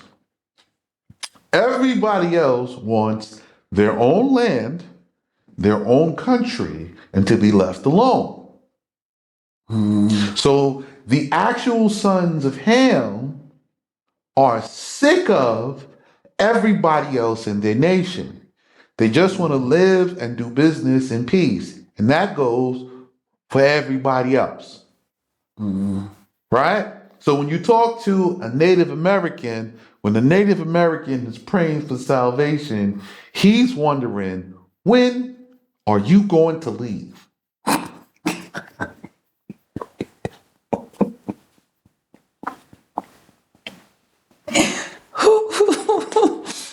When you talk to the Africans, and they over there fighting and arguing about their tribe and how long they've been there, you have to understand the original African that was the son of Ham, the son of Cush. They don't care about none of this religious stuff you're talking about. They just want to know, When are you leaving? when are you leaving? I just want my land back so I can raise my family and have food in peace. And that's the rest of everybody else, everywhere else. All the indigenous peoples everywhere. So what do you mean indigenous peoples? Is because when the land was apportioned and people spread from Noah, the Tower of Babel, and everybody was given the land, peoples slowly went to those lands. They didn't get there the next day or the next week. They didn't just journey out. They would make outcroppings, gather up another group. This got a little populated. This group would split off and go out to the next journey, and they would leave people along the way. So the population of people moving out towards their promised land happened over time. So the promised land thing didn't happen all at once when Noah gave out the land. They were promised the land and they had to migrate to it. And that's the rest of the peoples. So this hogwash of soup that we live in right now is disgusting. Because everybody is mixed everywhere and nobody is happy.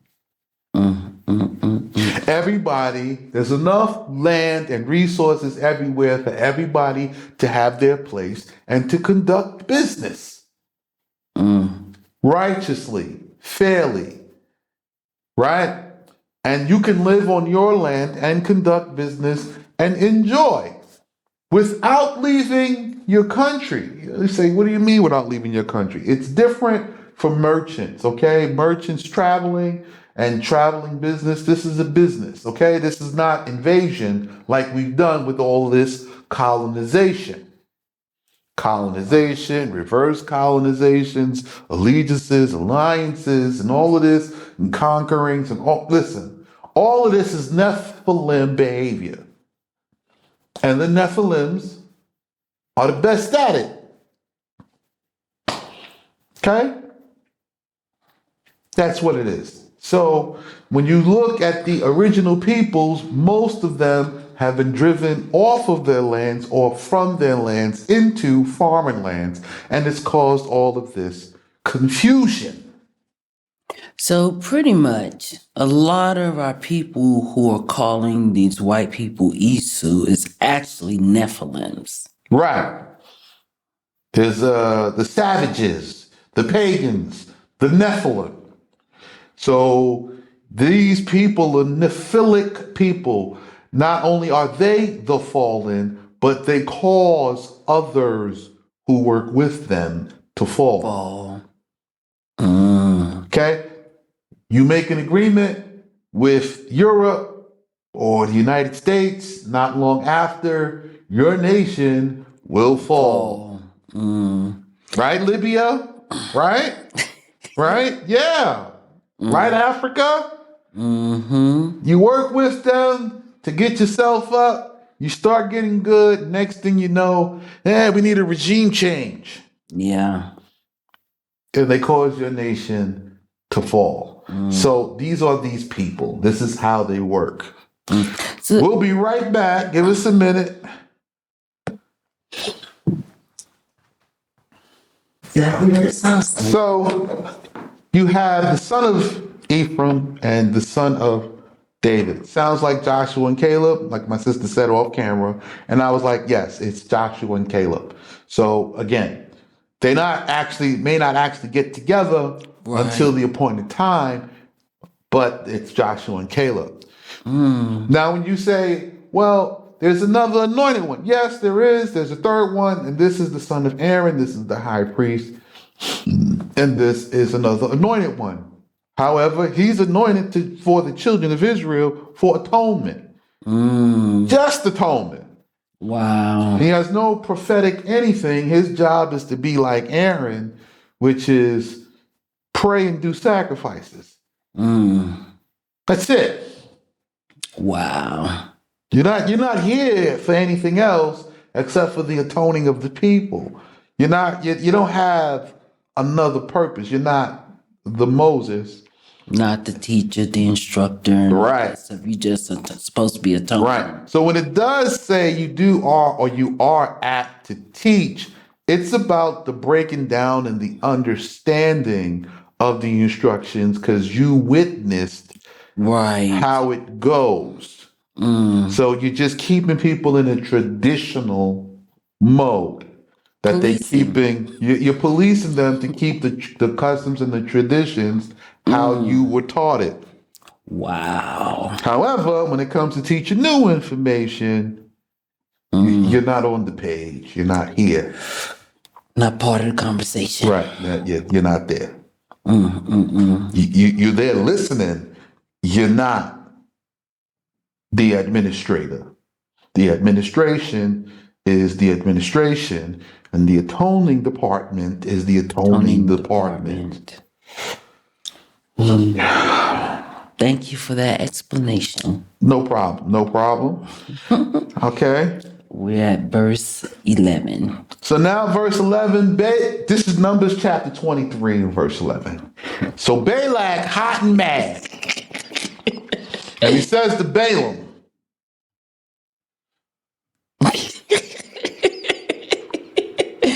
What? what hast thou done to me?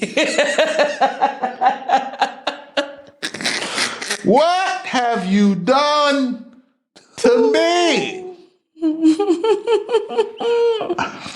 I brought you here to curse my enemies, and behold, with blessing, you have blessed them. So now Balak now sees them as enemies, and we ain't done nothing to them. Balak always thought them as enemies because he just wanted to get rid of them. Balaam has blessed them and gave a prophecy even against himself in his own life that, listen, if they kill me with the sword, just know that this is what it was. Yeah, I done lived my life. I've done lived my life. Okay? And behold, blessing thou hast blessed them. But he answered and said, that which Yah has put in my mouth, shall I not be careful to speak it? He says, listen, this is what the God said. Should I not tell you what the God said? That's right. Am I supposed to say what you want, or you want what God has to say? Which did I come here for? All right. So Balak says to him, wait a minute. Hold on, wait 1 minute. Come with me where you may see them from another place. You know what I'm saying? Thou shalt see only the camp that goes to the back, but not all their camps. And curse him for me here. So now I need you to understand. So it's written, if you've never talked to somebody who speaks Shami dialect, right? So if anybody who speaks Shami dialect, any Bedouin person learns English, the book is translated in how they speak English from their grammar. That's why the grammar is crazy. Now, I speak a little Shami dialect, but I understand with full and completeness Shami dialect English. So let me break this down for you, all right? Okay. So Balak says, listen, come with me, come, listen. You looking at the whole thing. You see the whole camp. And I know there's some righteous in this camp. Maybe you are looking at the righteous ones. Listen, wait a minute. Let's go back to that part in the back with them folk with the idols. And curse them. And curse them, and then I'll attack them from this side and cause the rest of them to run and be driven in fear from me. I will have victory. He's trying to get an upper hand. I need a weak spot. I need a point of attack. All right, no problem. And he brought him to the field of the observatory on the top of a hill. So he brought him to the high hill where you could see the backside of the camp. And he built there another 7 altars and offered a bullock and a ram on every altar. So when I tell you about these 7 altars, right? So you see these 7 altars? Abraham had 7 altars, right? Abraham made 7 covenants. Bir Saba is about the 7 covenants that Abraham made to secure his land. So Balaam knows about the 7 altars because one of the altars he made, but he made with Jacob about keeping the borders. So this is about custom and tradition. Customs and traditions. You got to keep it. It doesn't veer to the right or the left. It's set. Okay? And he said to Balak, stand thou here by thy burnt offering, and I will meet him yonder. So he's saying, I will meet the angel on the top of the high hill. Stand here on this one. I will go up the higher one and speak with the Most High. Okay, I'll speak with the angel of the Most High, because the Most High does not talk to Balaam face to face like he does with Moses. But he's talking to the same angel that he met on the road. So he's going up to meet the angel. He knows the angel will meet him there. So he ain't consulting with no Satan. No, this is all, Right. He's meeting the angel, the same one that he met when he was coming to see Jacob the first time. We know this is why you got to have the manuscript so you get all these juicy details and the story become clear. And the word from before Yah met Balaam and put a word in his mouth and said, return to Balak and thus speak. So the angel told him, this what you gonna say when you get down there. Right. You say anything outside of what I'm telling you right now, I will cut you down right here where you stand. Okay? And Balaam ain't a fool. Balaam said, ain't got no problem. I tell him exactly what you said. I'm going right down there. He gonna hear this. Now Balaam's the donkey. I like donkeys, you know? Yeah. Good thing. Yeah. All right. They're very helpful. Yeah. And he came to him. So Balaam goes down the mountain, goes to Balak. And behold, he was standing by his burnt offering, and the princes of Moab with him. So Balaam is down there, and the princes is down there, and they waiting to hear what has to be said. And Balak said, what has Yah spoken? What did the God tell you? And he took up the parable of his prophecy. Now you notice this word parable, right? I know y'all think like parables are like Little stories. But a parable is also a paradox. So what happens is there is a reality sitting in front of them, but what he's talking to is to a future time. That's why in Micah 6 he says, remember what Balak, king of Moab, advised, what he questioned, and what Balaam, son of Beor, answered him, right? At the island of Peor.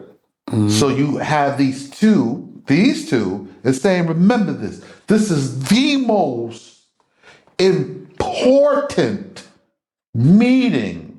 This is probably the most important video I am making to you to understand this thing before you come here. Yes. Before. If you're not coming here, I don't care. You just going to become plant food. You will just die. Just don't worry about it. Okay? But for those of you who plan on coming and being part of the kingdom, this is the number one most important thing for you to understand. Yes. So we're going to get here. You're going to take all of these steps. Verse 18 is where we're at. And he took up the parable of his prophecy and said, Arise, Balak, stand up. Hear and listen to my words, son of Zippor. The word of the living Allah is not as the words of men. For Yah, the ruler of all the worlds, is the unchangeable. Oh, yes. It don't change. His word, it don't move. There's only one testament. One testament. Only one. That's It doesn't this. change because somebody died. It don't change. The covenant stands. Yes. Dead or alive. You can't add it. You can't make a new one. It don't move. It's unchangeable. But man speaketh and denieth. People do that. Not God. Not Allah. He don't change. Neither are his words like the word, neither are his works like the works of the children of flesh, like us. He don't work like us. He don't work this way. Who consult and then repent them of what they had decreed. So he's not like us. Right. We talk about something, then we come back and we say we sorry and we have to repent of what we have said. No, he don't work that way. No, not at all. Not at all. Okay? We don't repent. He's not like that. He don't have to repent for what he said, because he say what he mean, he mean what he say. And if it doesn't get done now, just remember it wasn't done for now for you to see, but it will be done in the appointed time. Yes. It will. I promise. Why? Because I'm sitting here. This wasn't on my thing. This wasn't on my agenda. But I'm sitting here. And I have to tell you. I have to. Yes. So I'm telling you. I'm not playing no games. The member is standing over here in the corner. I'm trying to tell you. But you won't listen. But it's okay. I will tell you anyway.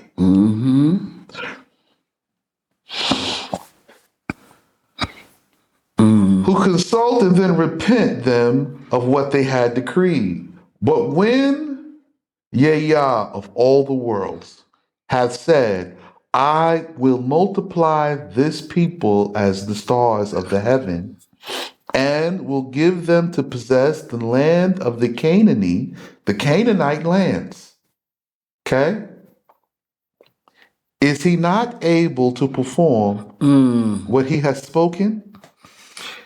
And what he has said, can he not confirm it? Okay, if he said it, is he not able to perform it? And what he has said, will he not confirm it? Right. So you about to see, because y'all bet on the wrong team. So now you're going to see, will the Most High confirm this word that I'm reading to you that you've never heard before? And nowhere here does it say anything about a substitute. And will he confirm it? And will he not do it? Because the children of Israel are about to get redeemed. You're not going to like how you get redeemed, Right. but you're going to get redeemed. That's right. It's not in the way you think. Not all of you going to see redemption in a very, well, how do you say? In a very, peaceable way. It won't be Nice peaceable way. at all. This is going to be full of wrath and anger. So you're going to get this redemption.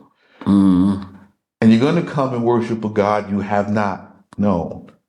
You said, we haven't? No. No. No. Because the one you think is not the one that is. However, he does know you, and you do know of him. However, you have not known him and his ways. You have not known the word. You have not been taught the customs and the traditions, and you have not known this.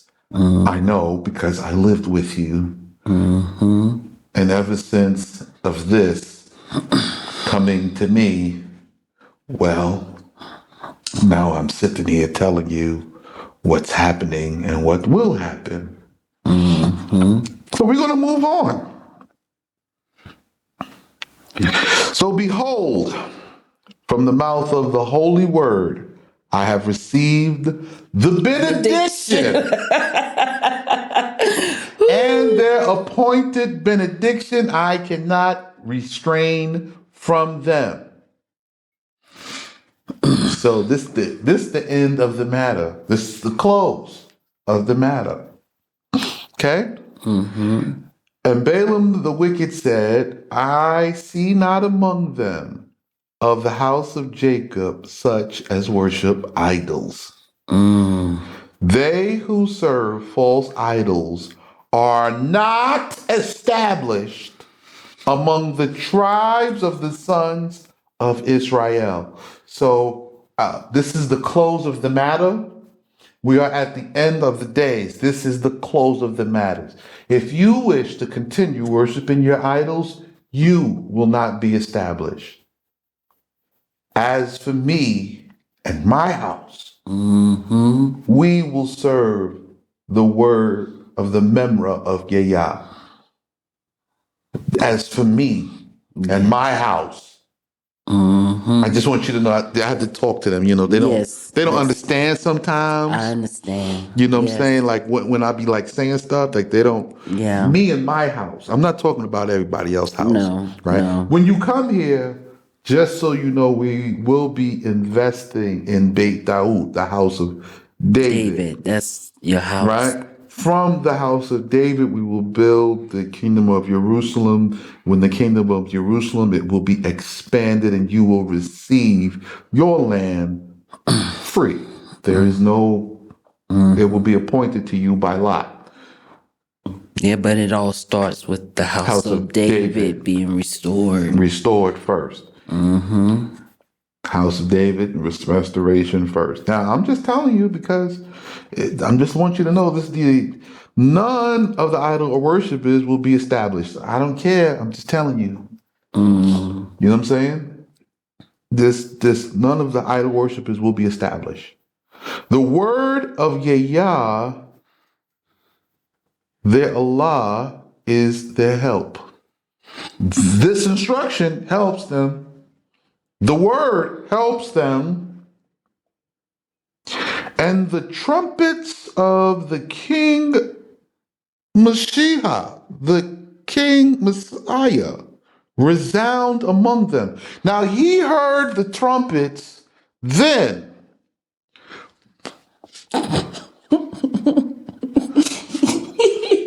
He says the trumpets of the resound among them, meaning the King Messiah was with them then. Right. Well, who is this? Oh, well, let me explain what happened, okay? Let me break it down. So, Miriam, right?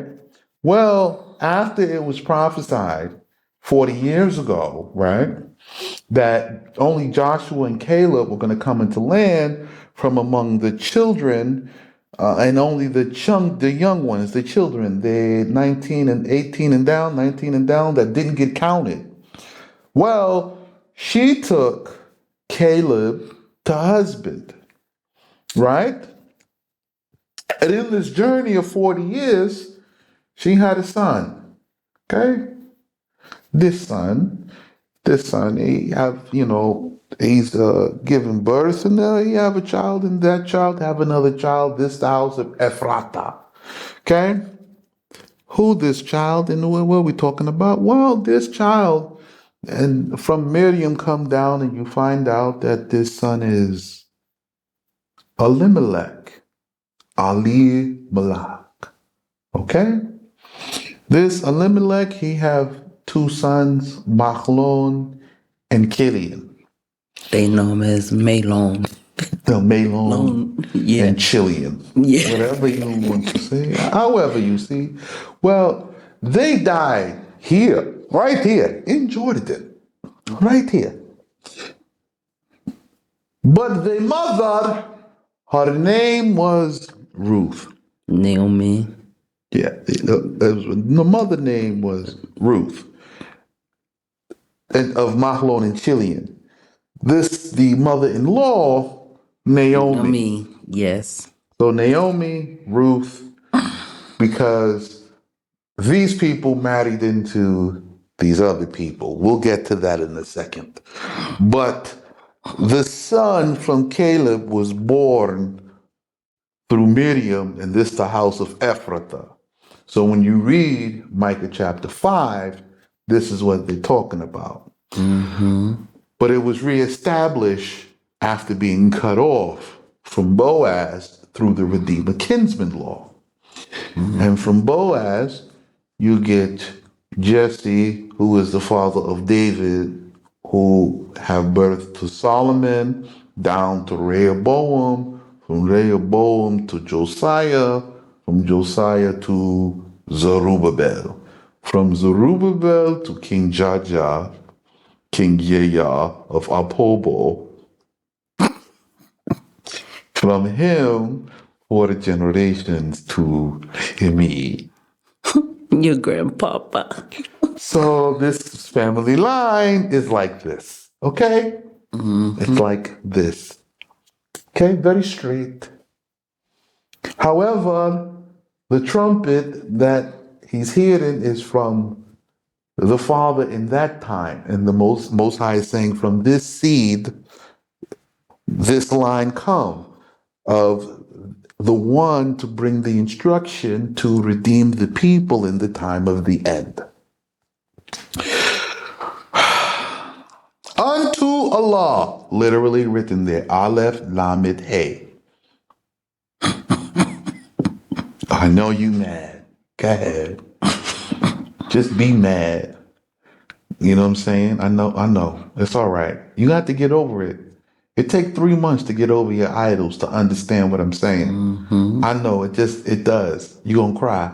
Mm-hmm. I know. Go ahead, cry it out. Mm-hmm. Unto Allah, who redeemed and led them out of Mitzrayim, the west, free, belong power and exaltation, glorification, and greatness. Greatness? What is greatness? Allahu Akbar. You mad now. You find out the origin of Islam is right here. Mm-hmm. I'm not here to be modern Muslim. Mm-hmm. No.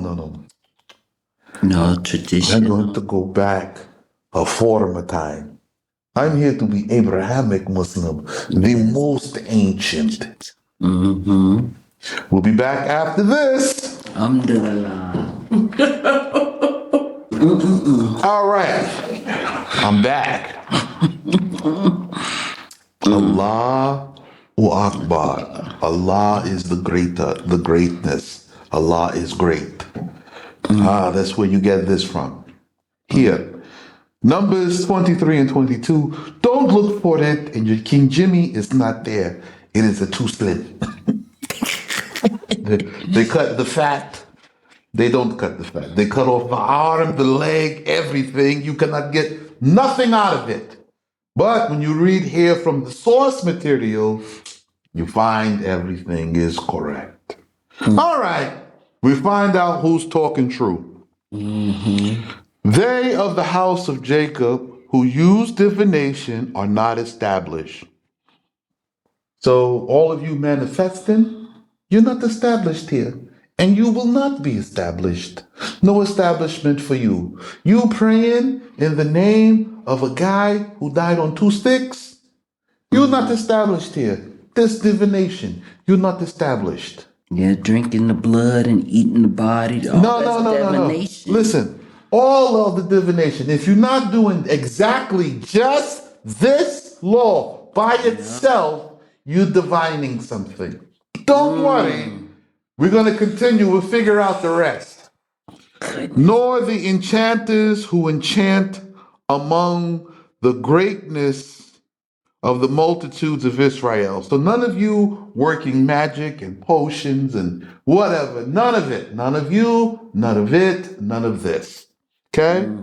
At this time, it is said to the house of Jacob and Israel, how glorious are the miracles and wonder works which Allah has wrought.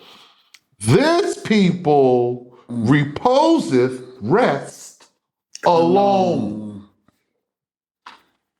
Now, we're not resting alone right now. No, we're not. No, no, no. We all over the place. But we will come into this rest and we will have our own and be alone, left alone. Finally, some peace. And dwelleth strong as a lion, and reareth himself as an old lion. They sleep not till with great slaughter they have slain their adversaries and taken the spoils of the slain. Now you hear this and you say, what? They sleep not until they have slaughtered their adversaries. Wait, hold on. Are we laying down and reposing? Or are we not sleeping? No, the problem is when they look to me, I'm not talking to you diviners out there. I'm reposing, I'm laying down. However, my God and my angel, they no rest. They don't stop until everything and everybody that's set against me as an adversary is destroyed. However, I'm resting. I'm sleeping good. I'll do what the Most High say. I ask you for what the Most High want from you. Either you give it or you don't. You get the blessing, you get the curse. Either way, I don't care. And I keep going. And Balak said to Balaam, neither curse them nor bless them. But Balaam answered and said to Balak, did I not tell you at the beginning, whatsoever Allah speaketh, that I must do? That's what he said. And Balak said to Balaam, come, and I will now take thee to another place. If so be it may be pleasing before Allah that thou mayest curse him for me from there. So now Balak want to go to a third place. And Balak led Balaam to the high place of the prospect which looketh towards Beth Jeshimon. Now, if you just remembered Beth Jeshimon, we just came from there. Okay? Beth Jeshimon. And Balaam said to Balak, erect here for me. Balaam said to, it's the third time, 7 altars and prepare me 7 bullocks and 7 rams. And Balak did as Balaam had said, and offered a bullock and a ram upon every altar. And Balaam, seeing that it was good before Yah to bless Israel, went not, as once and again before in the quest of divination. Okay? But he set his face toward the wilderness to recall the memory of the work of the calf which they had committed there. So he knew about the golden calf incident, which the Most High had already dealt with and atoned for. These not the people of the golden calf, Balaam. So Balaam didn't want to go to the Most High directly and receive another blessing. So now he's trying to bring up something against them. And now you'll get to what the Most High is talking about. This prophecy directly links to Ezekiel chapter 18 and Ezekiel chapter 22. If you follow those instructions, nobody can bring up against you any sin, anything that you have done in the past. I don't care what it was or what happened. They can't bring it up against you. Mm-hmm. You understand? Yes, sir. You get it? Ezekiel chapter 18, Ezekiel chapter 22. Because this is what Balak's doing. He's saying, listen, they worshiped idols. I have evidence, I have proof they did it in the past. However, in the day you come to follow these instructions that are flowing from my lips, every sin you have ever committed in the past is erased. However, you can never turn to the right or to the left from the instructions flowing from my lips, written from this book. In the day you do, everything you did and everything you gained from listening to my instruction shall be in vain. You will just lose it all. It will be as if it never happened. Doesn't matter if you built up for 40 years, 100 years, the day you depart from the instruction of my lips and this book, you finished. So this is how we receive our atonement, by following this instruction. Yes. And Balaam lifted up his eyes, but beheld Israel dwelling together by their tribes in their schools. This is school. This means it's closed on Shabbat. So there was no Shabbat class, like I said at the beginning of this. And saw that their doors were arranged so as not to overlook the doors of their companions. So we have our doors set in a way that when you open the door of your tent, you don't go and see directly into your neighbor's door and your neighbor's home. That way you don't have no problem coveting. Right. Or you don't see something you're not supposed to. He's trying to go to the store, she's trying to go to the bathroom, and you don't want that accident, so you don't set that accident up. And the spirit of prophecy from before Yah rested upon him. But he took up the parable of his prophecy and said, Balaam, son of Beor, speaketh. The man speaketh who is more honorable than his father, because the dark mysteries hidden from the prophets have been revealed to him. And who, because he was not circumcised, fell upon his face when the angel stood over against him. So Balaam wasn't circumcised. He has been more honorable than his father before him. Right? Because dark mysteries hidden from the prophets were revealed to Balaam. The donkey talking. The donkey speaks. So Balaam, who is uncircumcised, the moment he sees the angel, he falls on his face because he has no choice. It's not even something he just wanted to do. He had no choice in the matter. So now you're talking to Balaam. He's sitting here. He's got to deal with the face-to-face with the angel. He falls on his face. He's not circumcised. Abraham went through the same thing. Don't worry.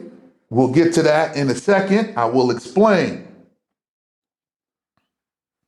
At another time, when I say we'll get to that, I mean like let's read through, finish in Devarim, the book of the words, which is Deuteronomy, and then we'll go back to Genesis and we'll catch up to Abraham and see that Abraham went through the same thing. It'll take some time. We'll get there. It'll be a while. A couple of more episodes.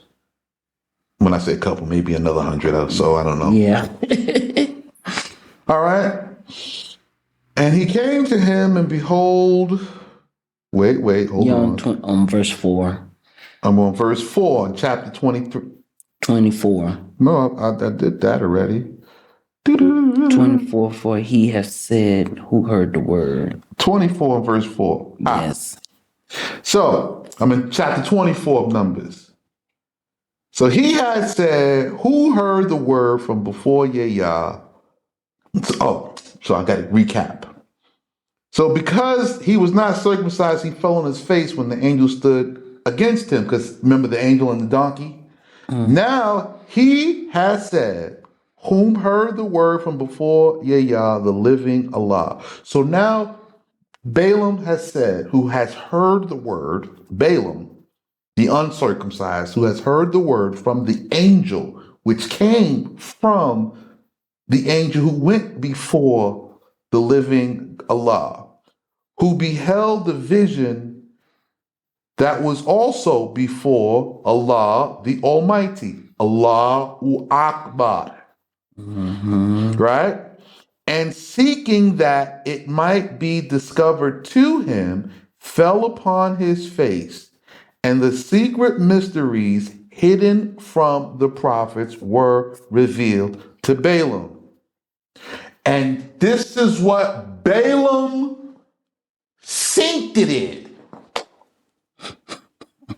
How beautiful your houses of instructions in the tabernacle where Jacob your father ministered. And how beautiful this tabernacle of ordinance which is found among you, and the tents that surround it, O Israel. This man is seeing past, present, and future at the same time. He's seen the schools of Jacob, the house of instruction, right? And he says there's plenty of them, there's houses. So we have a number of these. At this time we have none, but he's seeing it. Future, past, in the tabernacle where Jacob, your father, ministered. It's in the same area. Yeah. And how beautiful this tabernacle of ordinance. You know what? You know where we are? We're on the mountains where Jacob and Balaam made this agreement. And it says that the tabernacles are here and the houses of instruction are here. And you know what? We here. Yeah. And you know what we call? House of instruction. Here. He says, and it's found among you, meaning among your people. He says, and there'll be tents that surround it, O house of Israel. As tides of water, so are the house of Israel, dwelling like flocks, made strong by the doctrine of the law. What made you strong? The law. The doctrine of the law. The doctrine of the law. There's only one doctrine. There is one doctrine and one judgment. One law. Ain't no doctrines. I know y'all mad now. The donkey is talking.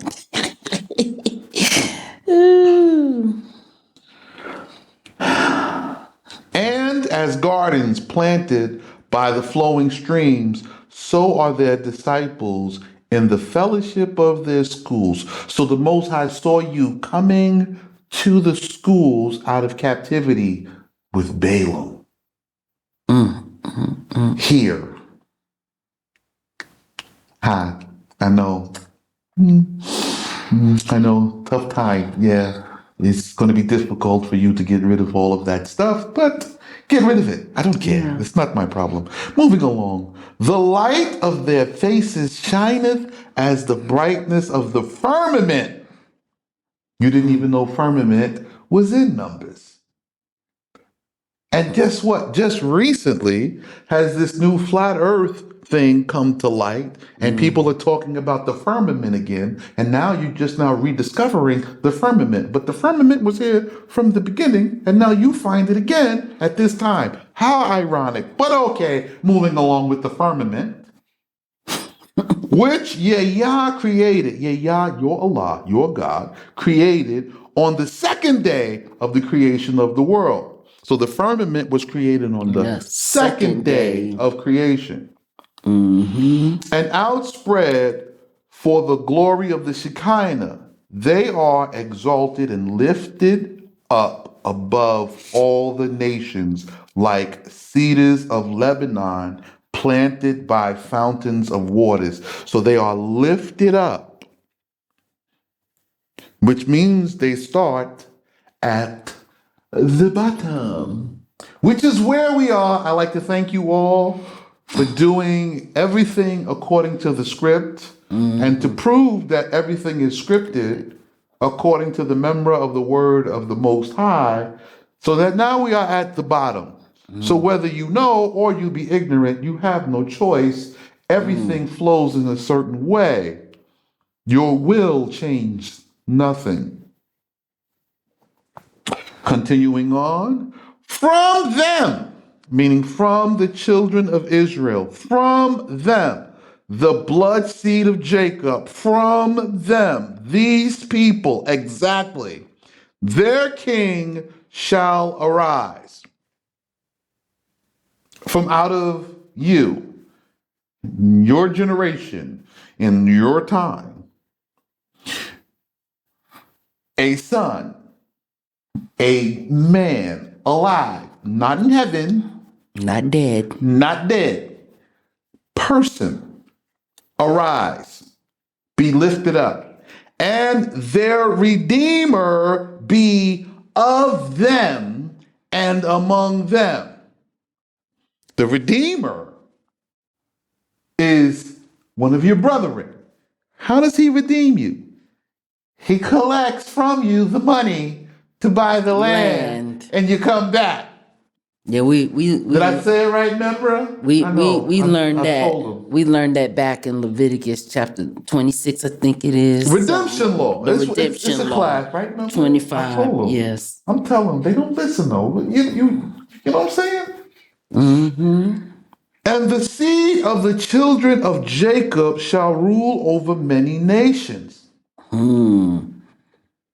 But it's in this order first. The king Shall shall rise, and the their Redeemer Redeemer be of them and So among them. the king is the Redeemer. right? Redeemer, meaning we have to get the people back onto the land and keeping the law. That's it. That's it. That's it. We can grow our own food and provide for ourselves from our own farm. So the king knows to buy farms. The king knows not to buy luxury condos. I know they mad, right? Yeah, they The king knows not to buy land in Africa. The king knows not to buy land anywhere except where the Memra has said. Right? Right. And the king doesn't have to die. The king to don't save have to you. die to save you. And you don't have to die in your ignorance. You can now join us, give money, let's fill up the coffers, let's buy all the farms we can, and come back and let's do this. However, I know only the righteous among you will do it. Everyone else will delay until they see death and then try to make a decision like they're going to escape in those movies they be watching. The first who will reign over them will make war with the house of Amalek and will be exalted above Agag, their king. But because he had spared him, his kingdom will be taken from him. Unto Allah, who brought them out free from the west, belong might, exaltation, and glory and power. He will destroy the nations of their adversaries and break down their strength and will send forth the plague arrows of his vengeance among them and destroy them. Hold on, wait a minute. Let me read this again. Yes, sir. Take your time. The first who will reign over them will make war with the house of Amalek and will be exalted above Agag, their king. Because he had spared him, his kingdom will be taken from him. So this is with Agag, which came to pass. See this part? Yes, it's already taking place. This is taking place. This is Agag. So you have to go back and read that about that in Chronicles and Kings and with Agag. Okay? And because of that conflict, the kingdom will be taken from Amalek. Amalek will cease to be because of this. Yeah, that already take place. They did their part. They're getting ready to get the next part. Unto Allah, who brought them out free from the west, belong might, exaltation, glory, and power. He, Allah, will destroy the nation of their adversaries and break down the nation's strength and will send forth the plague of missiles. The missiles and bombs of his vengeance among the nations and destroy the nations. You think I'm lying? Wait, it'll be too late. Because if you see the bomb, you too close. If you can see it, you're too close. So now they, the children of Israel, shall repose and dwell as a lion, and as an old lion that's sleeping. Who will dare to awake them? They who bless them, the children of Israel. Hi, I'm right here. We have the accounts open. You can make your deposit. Just click the link in the bio. They who bless us, right here. Not the ones out in divination. Not the ones with these churches and stuff. This one here. You give to us here freely will be blessed. And those who bless them are blessed, as Moses the prophet, the scribe of Israel. So you get a blessing like unto that. Right? Now Moses was made king, so bless us, work with us, help us build our nation, and in reward by covenant right after the war, when after the war, when you get the opportunity to go back to your land, we will give you everything you need to suffice you, to support you to be king in your country. Same blessing. We're not going to hold you prisoner or captive or slave or anything of that manner. Okay? You'll be here of your own free choice. You help us build our nation. We help you build your nation when you return. You'll be king, the scribe of Israel. And they who curse them are cursed as Balaam, son of Beor. Now the Most High is done with Balaam. Balaam sought our destruction on every turn, and he failed, died on every turn. Yeah. When you say died on every turn, what do you mean? Mean like every plan of his came to nothing, and it was always leading towards his death. Anyway, we'll be right back after this.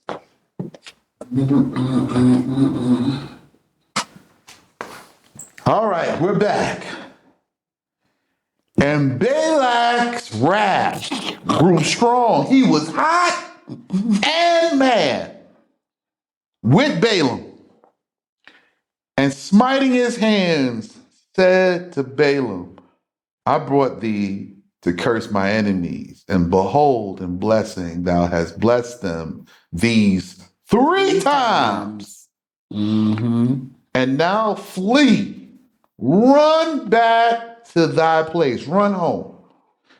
I had said that honoring I would honor thee, but behold, Allah has kept back Balaam from honor.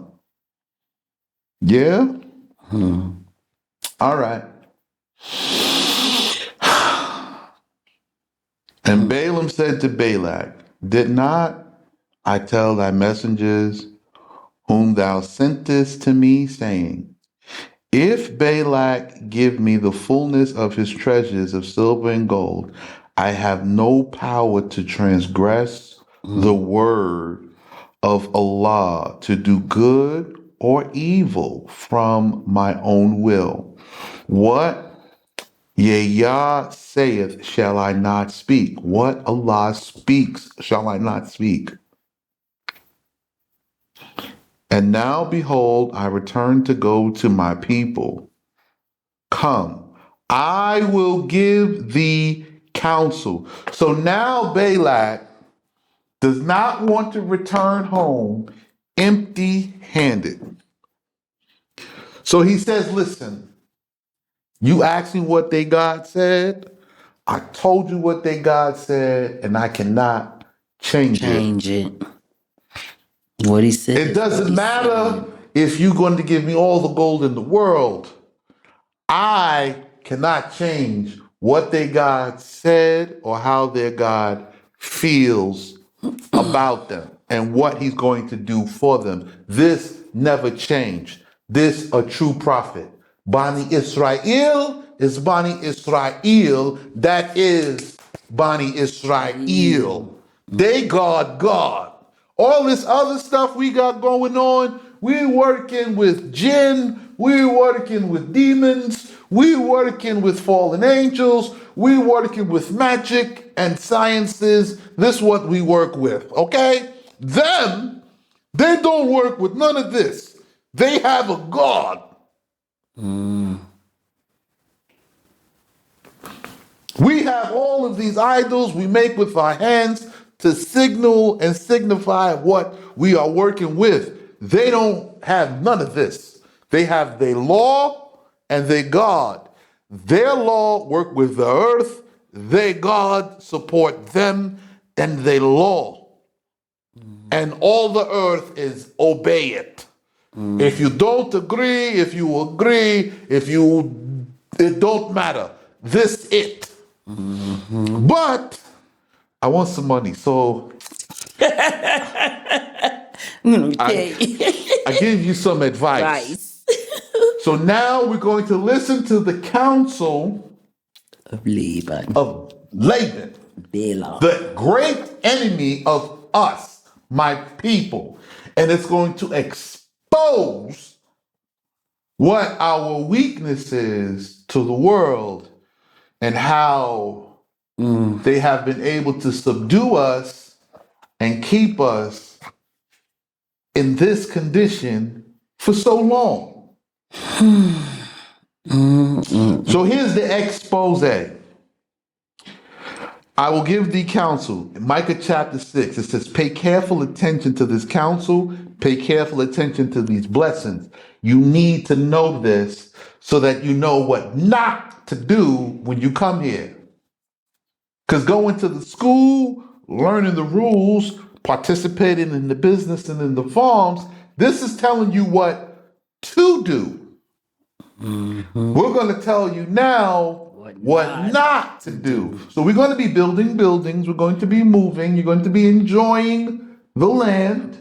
You're going to be taking a possession. We're going to own all that we purchase for the kingdom. It will be our kingdom's land. However, And you know, for them not to continue doing, because right, this is what you're doing.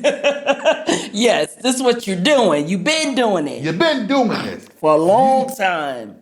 You're not going to do this here. That's right. This not permitted. So I'm going to read you this advice, and it's going to expose what you're doing. So here we go. Balaam told Balak, go furnish tavern houses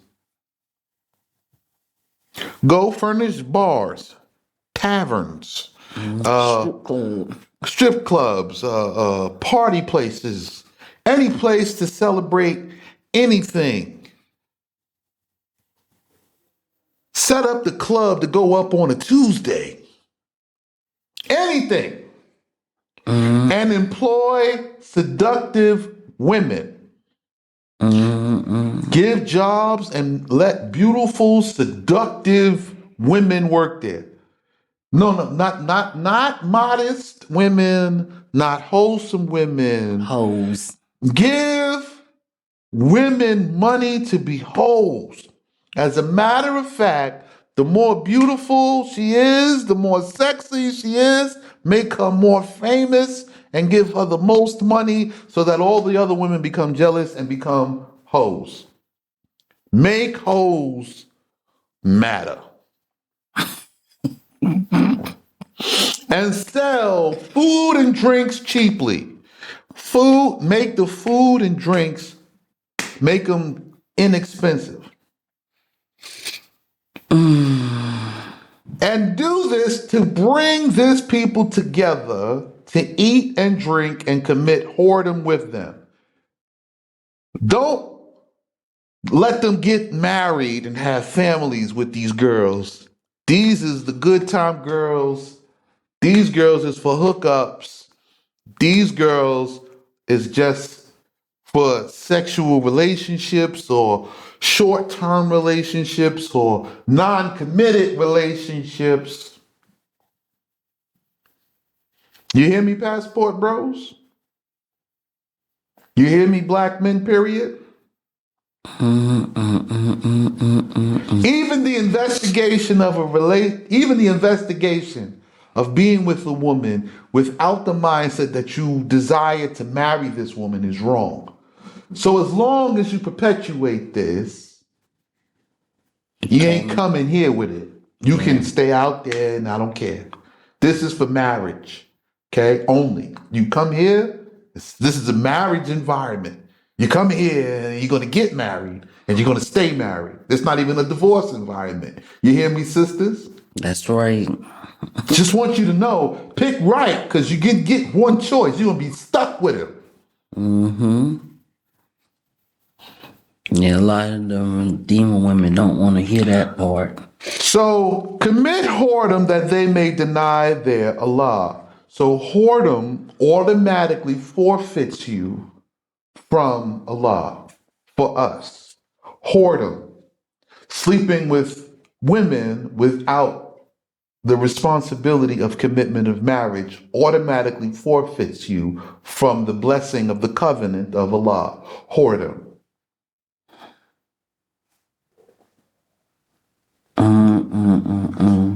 Whoredom.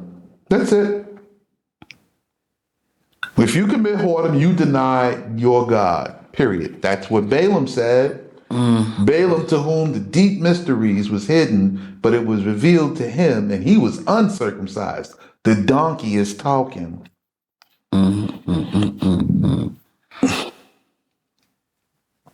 Then, in a brief time, will they be delivered into thy hand, and many of them fall. Nevertheless, after this, they will still have dominion over thy people at the end of days. So at the end of days, you will still come back and you will have dominion over the land of Canaan again.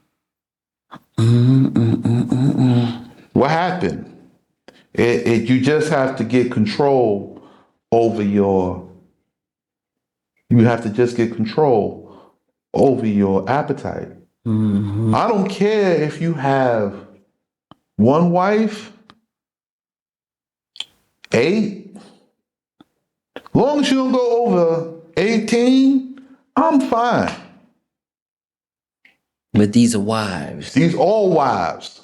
right? Not seductive. Not just seductive women who dress sexy, these thirst trappy women. I mean, I see you.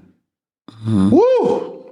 I'll tell you, look good, but you won't catch me denying my God with you. No. Mm-mm. You know it. The problem ain't your beauty. The problem is you won't commit. You won't build the family or wealth with me, so forget it. I can't. I won't touch you. You know it's been weighing on me heavy the past few days. You know, we non-virgin women and our brothers, we don't need to be trying about getting married right now because we are continuously breaking covenant. We are continuously failing at this because we lack commitment, we lack rules, we lack discipline. Right now, your focus should just be get out from where you are, get here, get in school, and learn. Well, yeah, you know what? There's a whole that's why I created the whole system. And when I Yeah. say created, I just mean made. I didn't design it. There's an instruction to make the school. There was an instruction on how to teach it. There's an instruction on why we build the buildings, what the businesses should be, what our priorities are on. There's an instruction so that you have something to do. You have work, you have family time, you have school time, and you have time also for yourself. Just rest. Okay?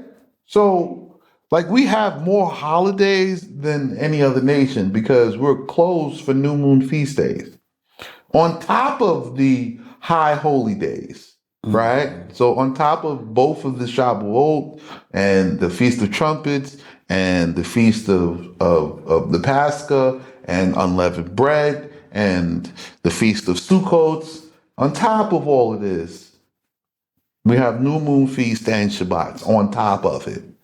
So we have more days of rest. You have more time with your family. You work less as well. You know, we are just producing food, carrying it to market. You have time off, shorter days. It's a less workful environment. And that's because we own everything. Yeah. Okay? And the Most High says this will happen at the end of the days. Welcome to the party. The schools are here. The farms is ready to be purchased. I'm here. Your sister is here to help teach and instruct women.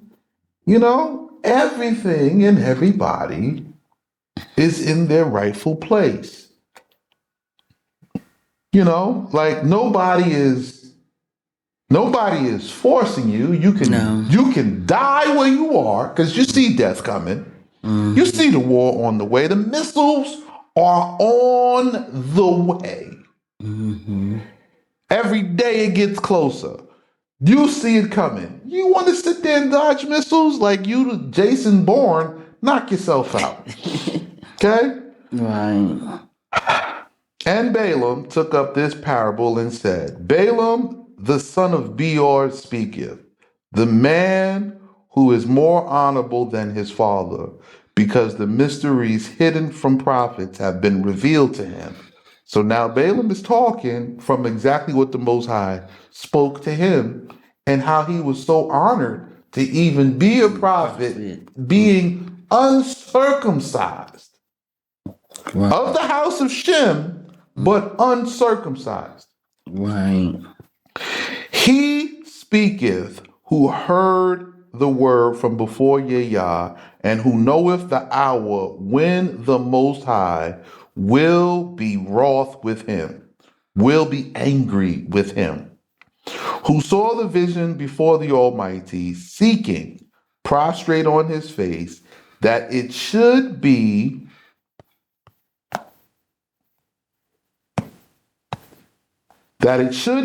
revealed to him the secret concealed from the prophets was disclosed unto him. So he's saying that I saw the revelation while I was prostrate on my face, while I was in Salah, that it should be revealed. He was just honored to be to be able to see what's to come. right? Yeah. And he said, I shall see him, but not now. I will see him. Well, who are you going to see, Balaam? I shall behold him, but it is not near. When the mighty king of Jacob's house shall reign, and the Messiah, the power scepter of Israel, be anointed, he will slay the princes of the Moabite and bring to nothing all the children of Set, the armies of God, who will do battle against Israel, and all their carcasses shall fall before him.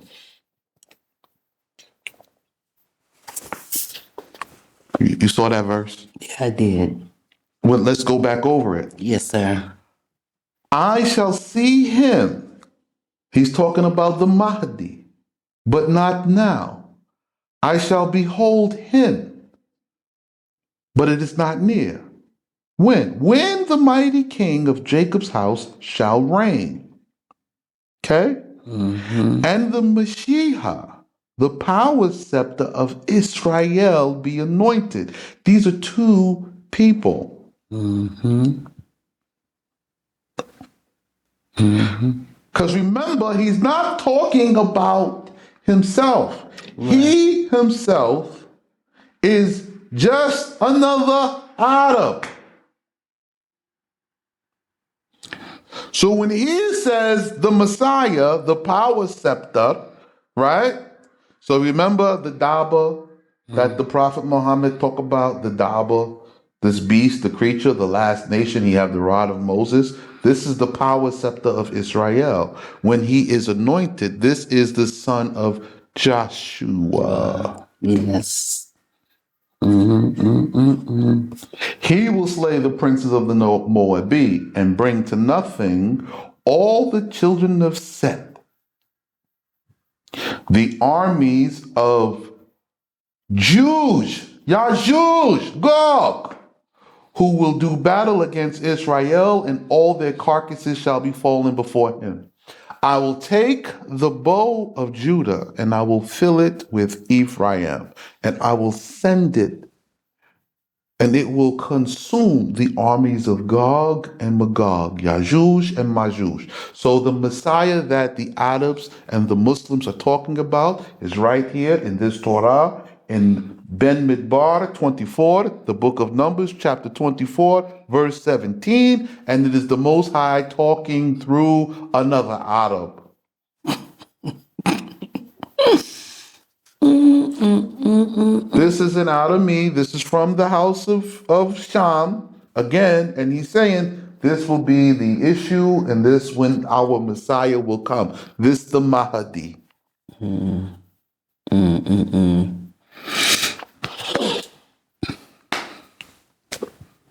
He says, in this time the Edomi, the sons of Esau, will be utterly driven out, even the sons of Jabalah. From before Israel their foes, and Israel will be strengthened with their riches and possess them. How did they get rich? Oh, I know. You did good business, righteous business. You brought land and you started farming in a world where nobody want to farm. Everybody want to sit behind the desk.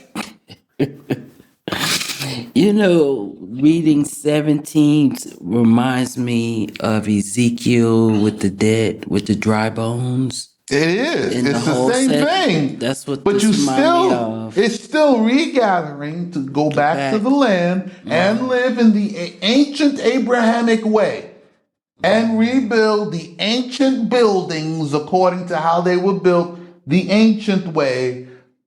No modern stuff. Right? So Yeah. everybody says, what you mean, no modern stuff? Yeah, you're going to live in the ancient way. We have fresh water the ancient way. Mm-hmm. I'm not saying there won't be any modern things, any technical things, but they're not going to be applied the way they are today. Right. Right. Okay? Right. You're not going to live in a wooden house with plaster and sheetrock and vinyl siding.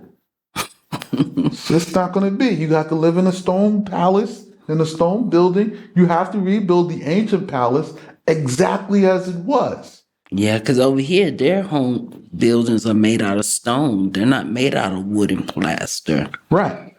And a prince of the house of Jacob will arise and destroy and consume the remnant that have escaped from Constantina, the guilty city. Oh, Constantina, what is that? Oh, Constantinople, what is that? Istanbul. Mm-hmm. What was in Istanbul? Rome used to be in Istanbul. It moved. It moved to Rome. Now it's in Vatican City. And will what? The Most High going to destroy them? I don't have to touch it. And will lay waste and ruin the rebellious city, even the Kasserine. What? The strong city of the Gentiles. Yeah, the Kasserine, right? From Caesarea. These Khazars, them. The imposters. The imposters, they were together with Constantinople, they together with them and Rome and England and America, the whole thing. And you keep going to them, oh, please help us, have a pity. Shut up. We will march. Nobody cared about you marching. We will march with a sign. I'm talking with a sign. Oh, shut up. Give us rights. Give us equal rights. You're all the same. We'll be back after this, and we'll hopefully to close this.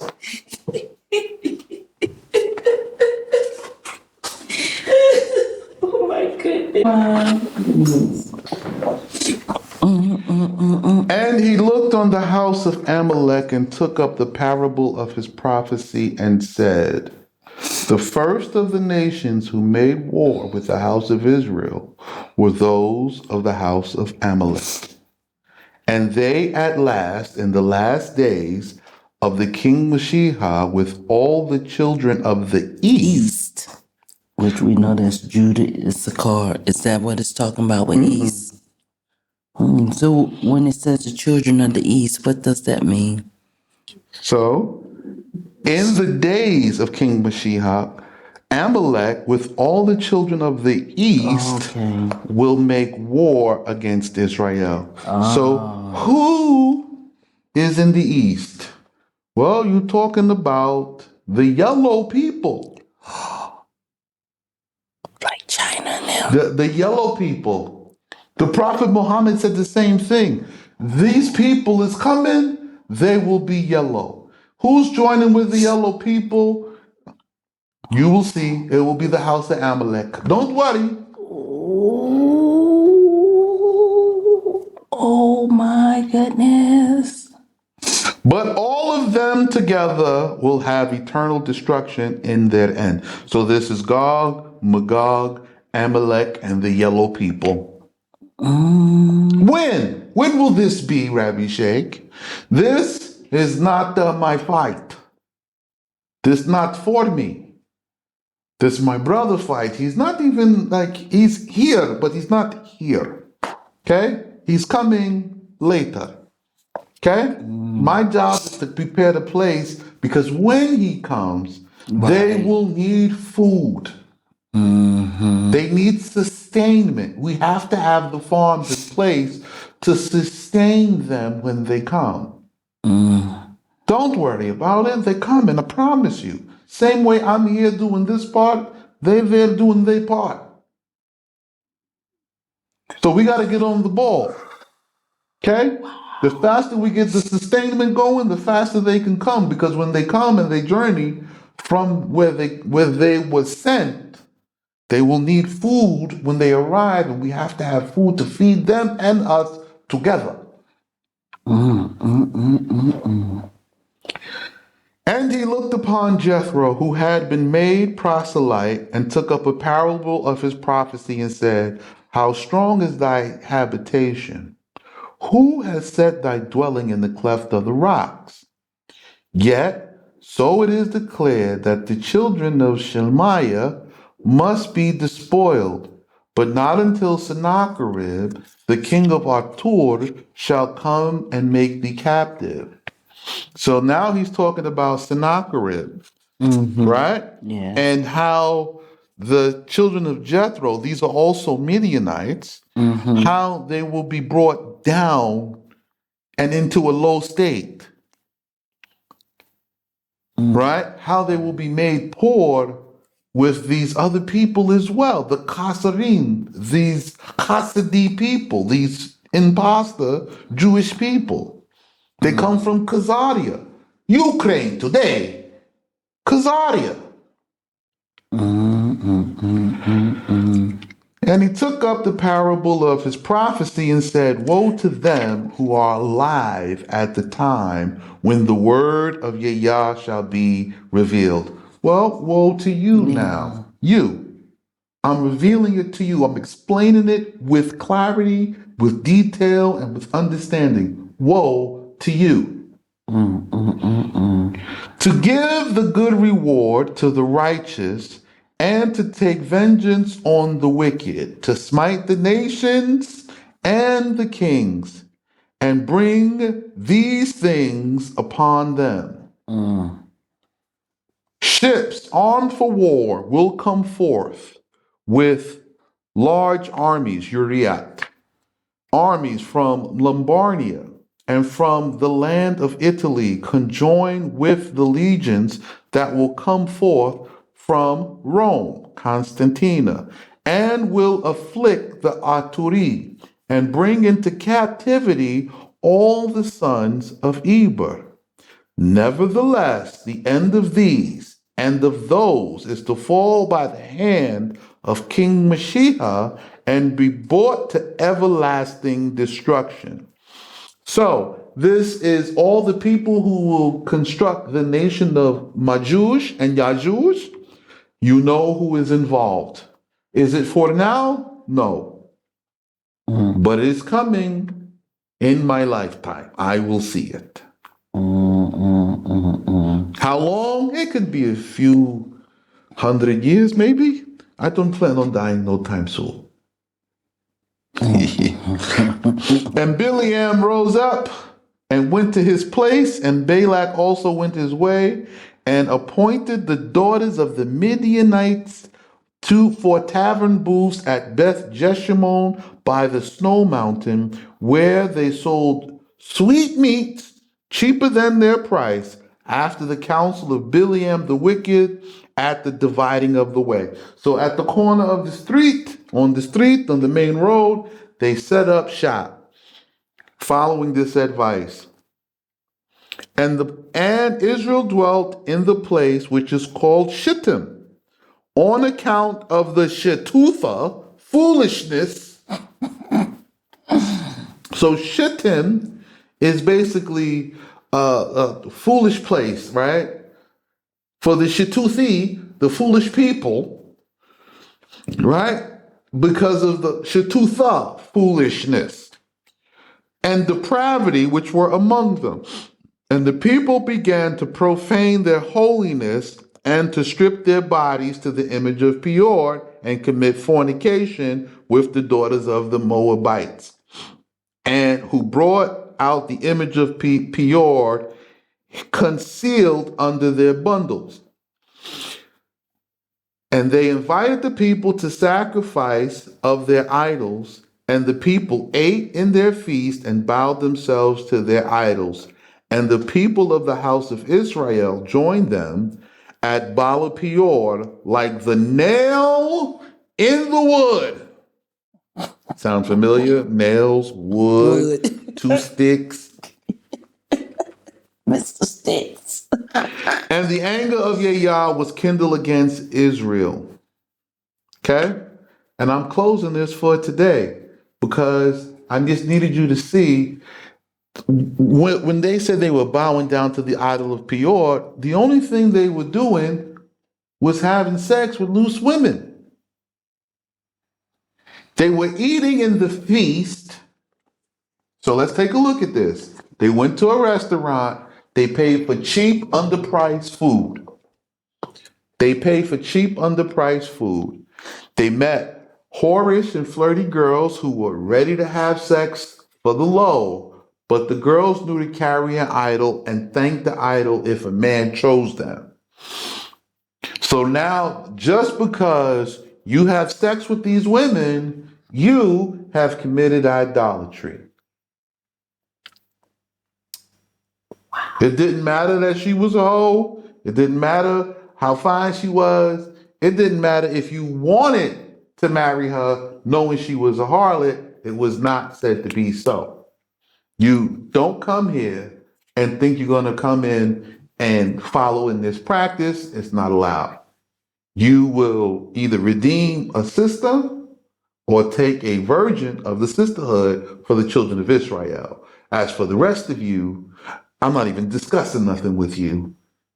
I'm talking to the sons of Jacob, which is the number one priority. The rest of you will be conducted after the law has ordered your instructions. And that's all the member has to say about that. You can accept it or reject it.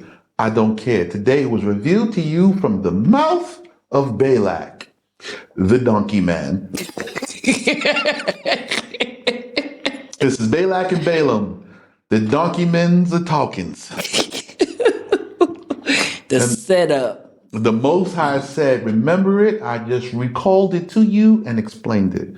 So hope you all understand. I hope you all can accept what I have to say. You, the righteous who are getting ready to donate, click the link below. Donate. Also buy some silver for yourself. Don't try to carry a whole lot of silver. You'll have to ship it over, and we will provide you with that information. If you wish to ship silver, you have to do it in small bundles to get through customs. Okay? Or travel with a small bundle. I have some silver here. You can have a small amount of silver. Silver is important. Please get some. Okay? Yes. So it's important. Silver is the backbone of the economy, more than gold. Yeah. Okay? So, silver. We're going to get some gold too. If you got gold, I mean, you can send me your old jewelry, your old chains, because we're just going to store it up for another time. There's an after time. So we do take your old jewelry, your old gold, we're storing it up, and that's going to become for a later time to be put towards the temple, tabernacle things, whatever we need. But we asking you to just, this is the time. It's been revealed, so now you know. And we're going to just continue moving and walking because the Most High is getting ready to launch his missiles out on the world sooner than you think, and before you know it. So you're going to have to get ready and do what you need to do because time is running out. All right? Every day is getting closer and closer. You have less and less opportunity. Believe me, you have less and less opportunities because it's squeezing in. So Yeah. now you know. Feel free to rewind to your favorite part. Watch this over and over again. And then we get to move on because we're going to see what happened as Moses found this problem, right? Because I guarantee you the first ones over there were the idol worshippers of Dan. I know they went first because they was already had idols. Right. And so they went to go and when again, bowing down. It's you guys think bowing down is all of this singing and no. It's participating in an unlawful act that is not conducive to the lifestyle appointed to you. If she's not a proselyte, leave her.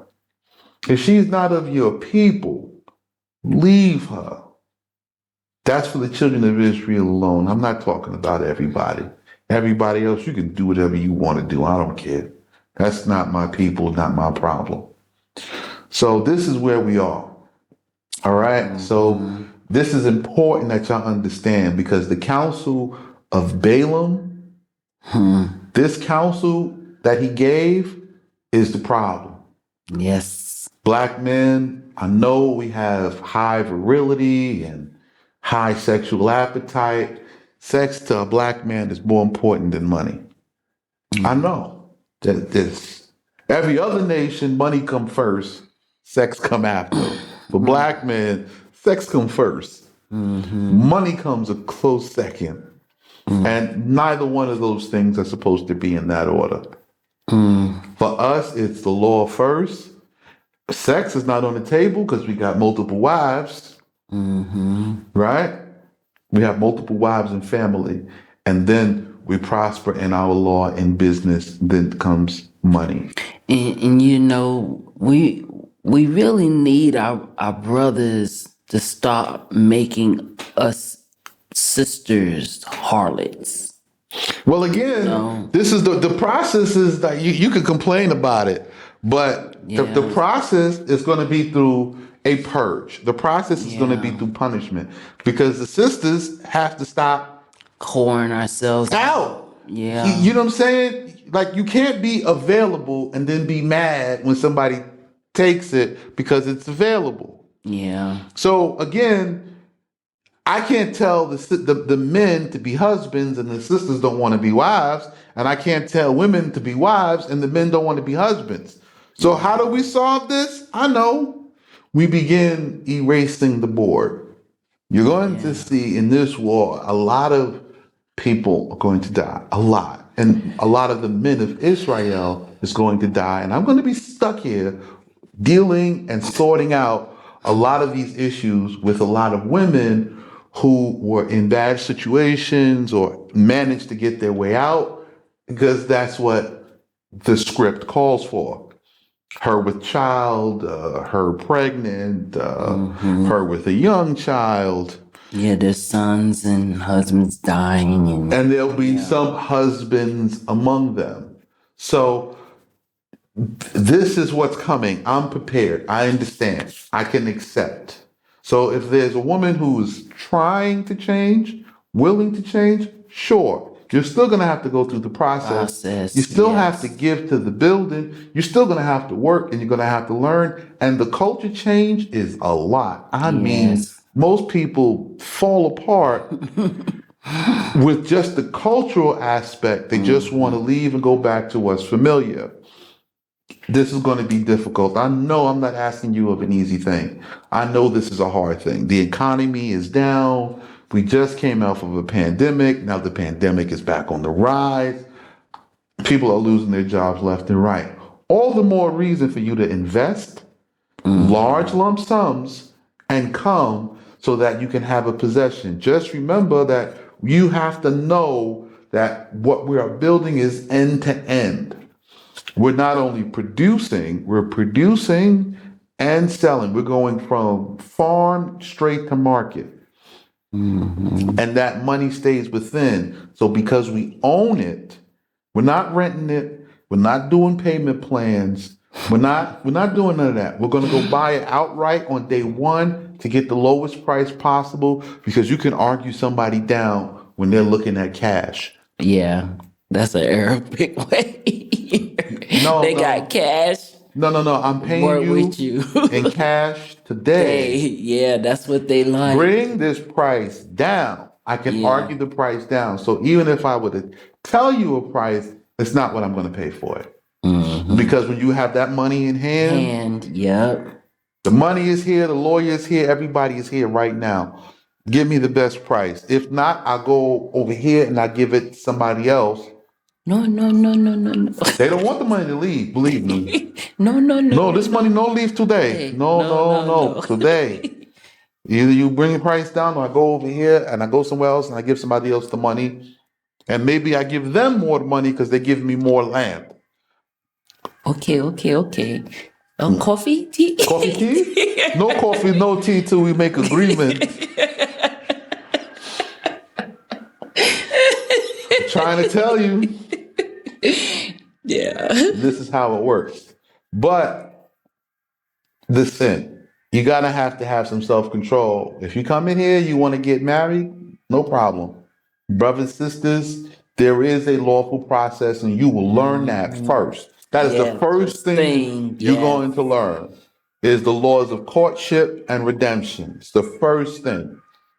Before we get into all the commandments, we're going to get this one. Yeah, it's greatly needed. We're going to tell this one first, and Yeah, then start going through these laws again and with depth and the processes so that you know once you get into this relationship, you're done. yeah, You can't say you didn't know. yeah. Gotta stop being repeat offenders. It's gotta stop. So The cycle gotta stop. you're gonna say, Rabbi Sheikh, is that other stuff available? The tavern and the hopes? Yes. However, if you go out there, you won't be able to come back. I won't let you back in the community. You'll be locked out. You'll be exiled. I'm not. You're going out to die. I'm not accepting it because you already had your opportunity. You with hoes now. Go get as many as you like. So all your wild oats before you decide to change or come to this law, because there's no way around it. And I'm telling you, I'm going to give you the judgment. It's going to be what it is. I promise. All right. One step at a time, one day at a time. I know this was a long class. Might be 2 parts, might be 1 part. Whatever it is, Yeah, it is. yeah. I'll see y'all tomorrow.